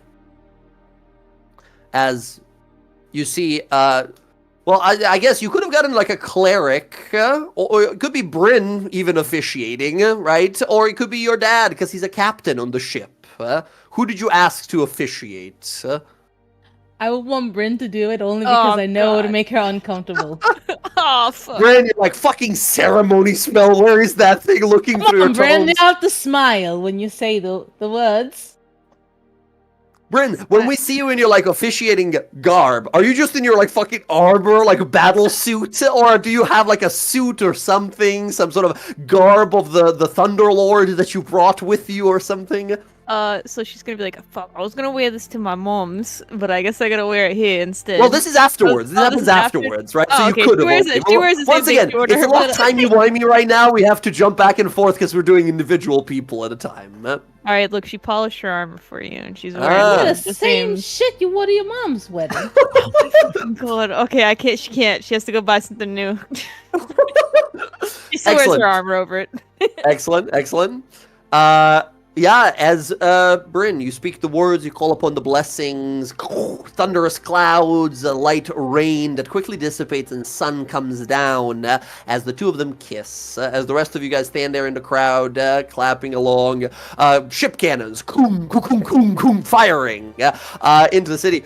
Not the city, sorry, into the ocean below, my bad. As officially, Roxanne and Jonas become married, become a true lovers beneath the all the powers that be, the gods and the governments, whatever you wish to call it. As the two of them kiss and embrace, days slowly fade into weeks, into months as time is passing on by. Jonas is more than excited to go travel with you across the world in places. Your father is very thankful to you for saving your sister, for saving his grandchildren, and your sister will have long months of sort of like recovering. It doesn't seem that she was necessarily willing, but from what you're gleaming, Roxy, insightful as you are, it doesn't seem like she ever wanted this fate for you, but at the time she did not believe you. That person who was to become her husband was this like villainous figure, and it's kind of hurting her at this point that, well, I at least imagine Roxy is no longer waiting for that olive branch. Nope, she doesn't care anymore. Okay. She sort of senses that, as she always sort of was able to read you, your emotion and such. But she has her children back. You have given her life back. She'll focus on that, see whatever future has in store for her. And she will, Roxy will try to make sure that she throws the bouquet at Bella because she knows that Sky wants to be her single self. Friend doesn't want to ever really get in a relationship and Cass. So she'll make sure she throws it on purpose at Bella so she can get married next. That's really important. It's Sky, you're like, wait, Dave, she just threw it so far from me. It wasn't even like for sure she saw me. Sky, she's got her bachelorette phase. She's got to go back to her bachelorette phase. I just gave the engagement ring back to my man. He's in jail. We don't know how long he's gonna be in there for. Yeah. Don't be waiting on him in jail. The guy was stuck in a labyrinth. We didn't know how long he was gonna be in there for. Love. As we see the bouquet flying, right? We turn to look at it, but we don't get to see who catches it, right? Is everyone like, Rachel went, who knows who got it? Freeze frames. Perfect. As instead here, as again, not to bring it from this like deep kind of this resolving this one of your sort of like issues and problems and traumas, saving and recovering some members even of your family, and now having this sort of almost a happy ending with Jonas here. I hate to roll it back. Mechanically, what do you take for your downtime effects? How long would gathering the information and doing all that would be? Realistically, that would be the gather information section. I would say, like we said, 3 to 4 months. Let's call it 3 months. That's gathering information that's managing to save your sister, to save the children, to a big fight. And that's like multiple bunch of skirmishes that happen over the weeks throughout Iman, finding where it is, and eventually having that big moonlight fucking midnight showdown with the heads of the clasp and Declan. Okay, I would want to do a heroic action then. Awesome. You gain a heroic action. From now on, at the end of anyone but yours turn, you have once per combat round ability to make one. I'll copy paste the thing to you, but make an attack, cantrip, or move. Okay. And then when it says skill, can that be a tool or does it just have to be a skill? Let me see here. Which one? That is the second option, getting a proficiency in skill? Yeah, that's fine. It can be a tool. Alchemy. Alchemy tools. Go ahead and add that to your character sheet. We're going to be making bombs. Okay, that's worrisome. Excellent. Very well. And that's it. That's 3, and then 3, 3, and 6. Perfect. Mark those down. Very good. All right. Last but not least, Bryn. I hate to do this, but we're half an hour over. You bet. No, that's okay. Bryn, that's okay, because yours will start next time with the first sort of event, which is a week and a half. A wedding. Dun dun dun dun dun dun. As I'm gonna put you guys on a map. As well, this wedding technically takes place before the other one, right? As God, Roll20 so laggy for me. It's fully frozen at the moment. But yes, this is a little area outside of Singorn, where a bunch of elves seem to have gathered, and there's going to be a fancy wedding happening in a moment here. So, yes, that's what we're going to pick up next time with that downtime. Friends, as a quick mention here, that's what we're going to call the session for tonight. However, we are now entering, after this time skip, there's going to be an event, not here at the wedding, don't worry, this is just the wedding, we're good. This happens towards the beginning of the thing, but something will happen after that year. That's why we're doing a downtime of 1 year. Some event that will set things in motion. This event will set the final arc of our campaign, meaning we have a few more sessions left. As that is said and done, everyone, at the end of this downtime, as everything is said and done, go ahead and level your characters to 14. Whoa. Bit of a jump. Yes, 2 levels instead of 1 here at the towards the end. As some event that will set things in motion here. Things have been mostly calm. We have been looking towards our own sort of goals and such as we are closing in on the epilogue of this wonderful tale you guys allowed me to tell with you guys. As you all become more powerful, become more influential, earn positions and titles within your world. Now, Emily, we're going to do Bryn's downtime next time. So it's fucky wucky because you're level 12 for this, but at the end of it, you'll be Yeah, I level won't 4. level But it go up ahead. till No, then.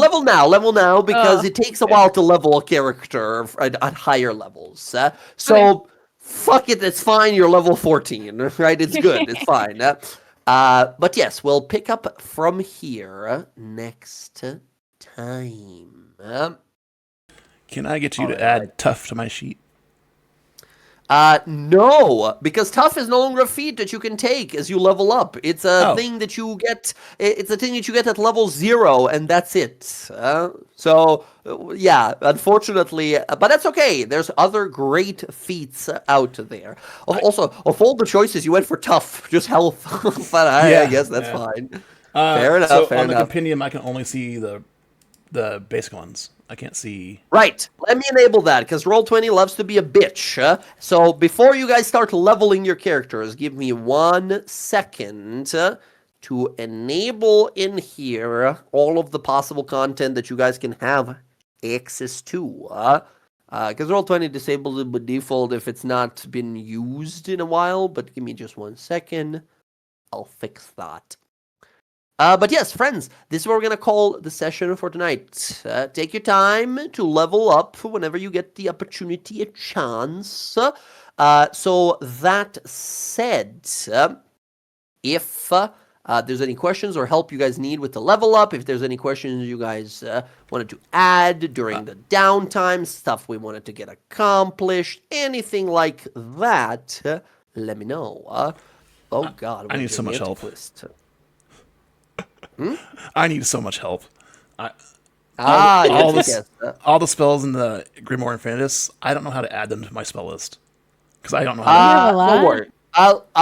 Yeah, there was a lot of spells. You got a lot of spells that are just your Ooh. spells from now on. You got Bigby's hand. That's so good. Yes. Excellent. And Jess, I got you in a second here. Okay, cool. There we go. Friends, if you go ahead and let me resave just to make sure it's done. If you guys at this point go and reload your Roll20, like this server page, you should have access to all of the compendium content in there. So next tells us, take a look, see what you need, see what you want to add, and such. Yeah, much better. All right. Very cool. Everyone, thank you so much for playing. Lovely gaming with you nerds, as always. So glad to be back in here. And like I said, we are closing in on the sort of finish, as most of our stories are starting to culminate.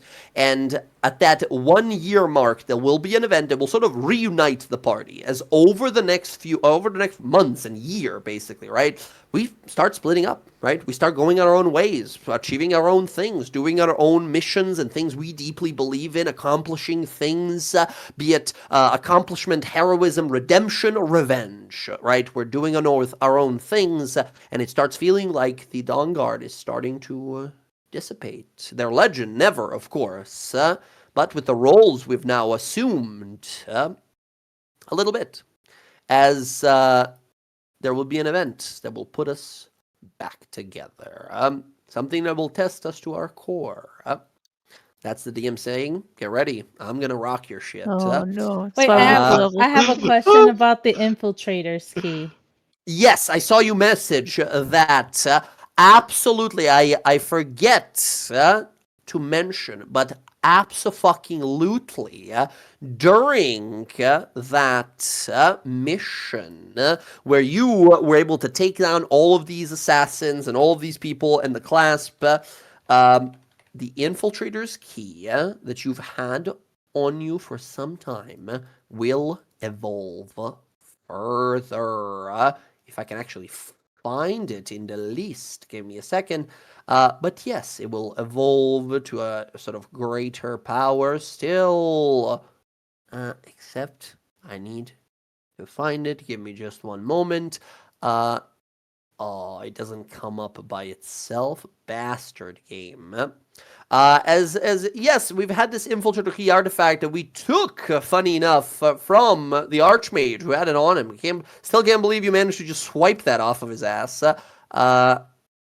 Oh my god. Yeah, Roll20 is really laggy for me. I'll apologize, but I'll set it up. I'll set it up for next session, because it's being super fucking laggy right now. It's not letting me do anything. But the Infiltrator's key to your, fucking performance of all this infiltrating and sneaking around will become exalted and more powerful than it was before, getting incredible powers. Yes, everyone, thank you so much for playing. Take care of yourselves, take care of your loved ones, stay safe on there, enjoy your week. I will catch you all next week as we go to an elven wedding. Sky, you're going to spend 100 gold on a disguise self spell. Otherwise, you're going to be thrown into prison. Yes. I can get the spell. We can get the spell cheap at the Cobalt Soul. Okay, We'll get it cheap. good. Very good. That's funny. We'll have a backup All right. disguise just in case someone dispels it. Gotcha. Lord. Yeah. Well, your friends are terrorists, and it is what it is. That said, everyone, good night, and I'll catch you all later. Peace out, everyone. This was an awesome session. Right. You know what? Bye. I'm gonna show up as the most beautiful elf. I'm gonna do the thing you shouldn't do. I'm gonna upstage the bride. Yes. Oh my yes. God. Me too. I got a real fancy dress. You guys are. Okay. Casimir's Should we show wear up white? at- Let's wear white. Let's all wear white. Oh well, I mean, as a representative of the law bearer, I am obligated to wear white. There you go. There you go. Of course. Casimir will of show up course. in a tuxedo. Oh, nice. One reasonable guy, as always. Very good. Which, by the way, I'll show it off next time. But this is the queen of the elves. This lady. This is the It High looks Warden like he's like Terrelda. 12. Yeah, she's eternally youthful. She's an elf. Yeah. But yeah. There's all kinds of individuals here. Yes, friends. I'll catch you all next week. Peace out for me. Bye-bye. Good night. What? Bye. Okay, everybody, thanks for hanging out. That was our DawnGuard campaign. We'll be back next Sunday for it. I gotta spend some time leveling up. It's gonna be interesting. And then Thursday will be the Wild Mount campaign. Hopefully, we missed last week. I got a long week ahead of me, so that's hopefully I get to play. Have a great night. Thanks for hanging out. Thanks, Jackie. Hope you all sleep well. Have a lovely, lovely week, and I'll see you next time. I'm just gonna end it here. Bye. Thank you, Jackie. You too.